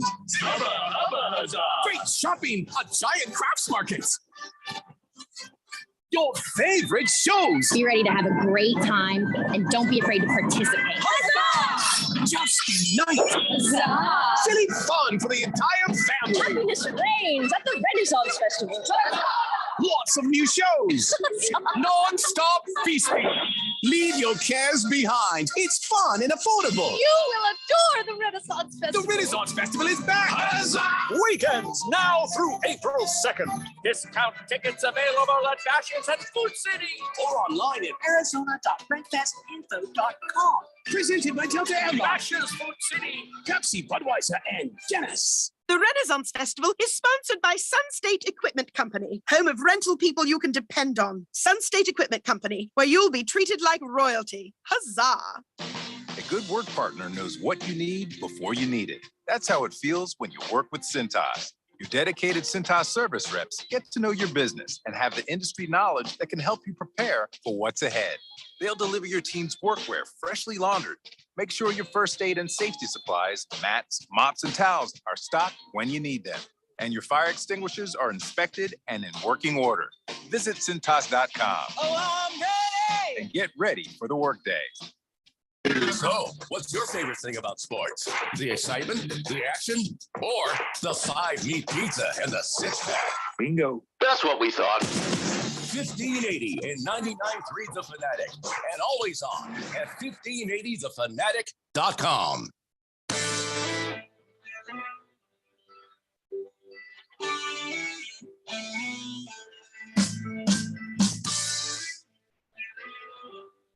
It's the Daily Blender here on 1580 The Fanatic, and Boogie is on the text line, 888-368-1580. I haven't heard from him for an entire week. Well, that's right, because you haven't heard from us in an entire week. But he says, very long story. A lot of bad decisions were made, but I ended up in a sports bar in downtown Tucson on Congress and watched the Fighting Chalupas lose last week. I watched it with a bunch of Fighting Chalupa fans, and it was glorious. Yeah. That would be the only good time to be in Tucson. Just to feel their pain. Well done, Boogie. Quiet Cannon says, the officials may have their own official play clock. The clock that we see is supposed to be accurate, but not being in sync with the official play clock. Does anybody know? Well, the official play clock, you can see it on the field, and they are synced up. So whatever the officials have in the stadium where they see that play clock, that's official at eye level for the players and the officials. The clocks that you see maybe on your TV screen may not be completely accurate, but I think if they do this, then everything is going to get tapped in and you'll see, I think, accuracy everywhere. I'm not sure. It's a good question, Quiet Cannon. 888-368-1580. One more thing to tell you about NFL-wise before we go on to Big Georgia sports history. There was a retirement in the world of the NFL. Okay. And he's a two-sport player. You may not know that. All right. Not a lot of two-sport players out there in pro sports, is there? No. Talking about a little hard to pull off. Not really. Not if you're Josh Lambo. He's a kicker and a soccer player. Who gives a crap? Anyway, Josh Lambo, he's the guy. The most famous kick was the one he got from Urban Meyer when he says, "Hey, make your bleeping kicks, dip bleep." And after that was the end of Urban Meyer. And of course, he sued, didn't go anywhere. For whatever reason, he's decided he's done with both MLS and he's done with the NFL. He's just done. He's like, I'm done. He says, I officially retire from pro sports. 4 years in MLS, 7 in the NFL have led me to things I could only dream of. Blah, blah, blah, blah, blah, blah. Bye-bye. Fair sailing and fair winds to you, my friend. Is he really? Could you really call him a dual sport athlete when he's a kicker, though? Sure, why not? Yeah. It can't sound like I'll give you athlete for soccer because there's an awful lot of wait. No, I take it back. He was a goalie. Okay, forget it. He's not an athlete. He's not an athlete. You're a goalie. You're not an athlete. Look, you're just standing around waiting for something to happen, and it doesn't happen very often. If a guy makes it to this level, you know what? Fair winds to you, my friend. Enjoy your retirement. Yeah, fair wins, whatever. But he's not an athlete. That's all I'm saying. And I don't know. Forget what I said. Yeah. Being a Did goalie, I call him an athlete? I just said fair winds, reaction, my friend. Reaction time is a part of athleticism. If you don't have that, you're a terrible goalie. Reaction time is also part of being a smart ass. You know how much stuff I get thrown at me on a regular basis? You call me an athlete because I'll make a rude comment. Somebody throws something and I deflect it because you're not competing. I'm trying to survive, buddy. Sure, but it's not What do a you mean competition. he's not competing? If someone's just throwing something at you for being a smartass, you're not in a competition. Child, but every please. time I go, so that makes me sound like I know martial arts. Well, there's Sure. that. Yeah. So I'm an artist. I'm sorry. No, that's what you say when you're a comedian. I'm an athlete. To be honest, I did stand up for a while. That's not an art form. Chris Rock, you're not an artist. Shut up. He was right about everything else he said in his special, but he starts saying, I'm an artist. Chris, get over yourself, man. You're a very rich comedian. You're not an artist. Okay. I love Dave Chappelle. I love Chris Rock. I love all these guys, all the fine comedians, but I'm not going to sit there and say you're an artist. You're a wordsmith. You're a guy who's able to articulate thoughts and make them funny. But is it art? Come on, you get over yourself. It's not art. It's just an odd way to make a living, you know? Much respect, genius involved. I'm not saying it's not, but you're not an artist. Sorry. An artist is a guy who paints a painting. That's an artist. A guy who makes a sculpture. That's an artist. A guy who makes dick jokes. Not an artist.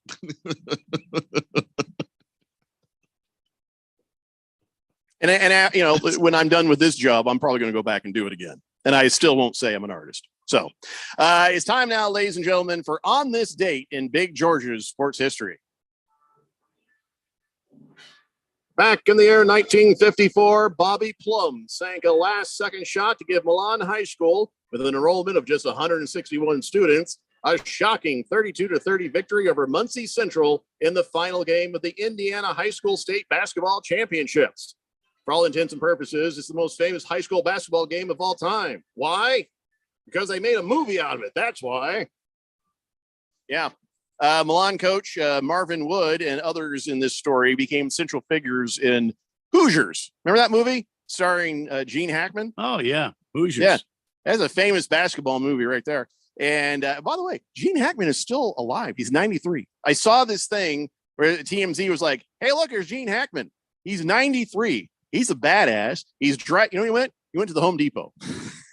and then these jerks followed him to a drive-through where I'm sure he was sneaking a hamburger. Or whoever is making sure he's healthy didn't know he was doing it. But he's sitting there chawing down on some hamburger, looking over like, you sons of bitches. And like he was just trying to enjoy his day. But he's out there still just doing his thing. When I heard he had retired from acting over 10 years ago, you hate to think that Marvin, I'm sorry, that old Gene Hackman just wasting away. He's not wasting away. He's just enjoying retirement, just doing his own thing, being his own man. I salute you, Gene Hackman. Well done. Can you believe that? And he's driving himself at 93. Doesn't he live in Albuquerque or outside of Albuquerque? I'm not sure. You might be right. But I'll tell you what, for one moment, you're like, hey, hats off to Gene Hackman. He's still driving at 93. But it's only going to take one moment to go, holy crap, Gene Hackman shouldn't be driving when he's 93. And he plows through a farmer's market or something. That's true. Yeah. But right now, hats off to him. He's just doing his thing, living his life. Absolutely. Yeah. I don't know. Somebody look up where Gene Hackman lives. That's not going to get you in trouble on the Google.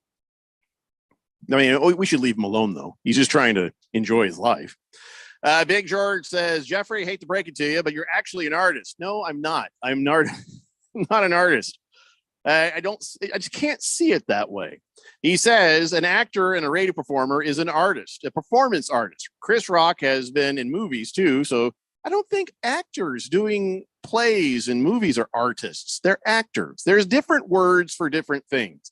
An actor can create something that gives you an emotional reaction. An artist can create something, gives you an emotional reaction, but what they're doing are very different things.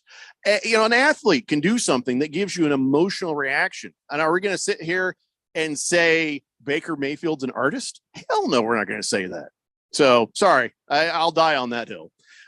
Blissful Hayes says, who's your mama? Oh, come on, Blissful Hayes. You're better than, well, maybe you're not. But Quiet Cannon says, there's a restaurant in Chandler called Hoosiers. It's actually a pretty good breakfast. That is what the world needs more of. Good breakfast places. Also, You know Gene what I mean? Hackman, Santa Fe. Santa Fe. Oh, you're close. Oh, wow. That's interesting. I mean, okay, maybe not to you guys. My favorite comedy club to do was the Santa Fe Cafe in Santa Fe. The Santa Fe Comedy Cafe was hooked up to a hotel. Great breakfast, and it was some good fun. And we're talking in the 80s, so I don't even know if it exists anymore. But yeah, Santa Fe, that's cool. It's a very pretty place. It's dry. Anyway, Blissful Hayes says, you're not an artist, you're a fartist. I'll take that. I'll accept that. I got no problem with that. Should we spin the wheel of sports? We got some time. Let's do that.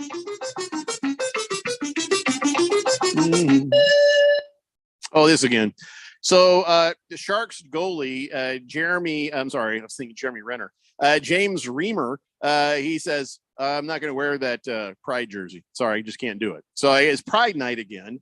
And he says, in this specific instance, I'm choosing not to endorse something that is counter to my personal convictions, which are based on the Bible, the highest authority in my life. And so, okay, so that was what he says. Yeah. And again, we should have no problem with this. Now, I also have no problem with the organization supporting the LGBTQ, thing. They're trying to be inclusive, and I got no problem with that either.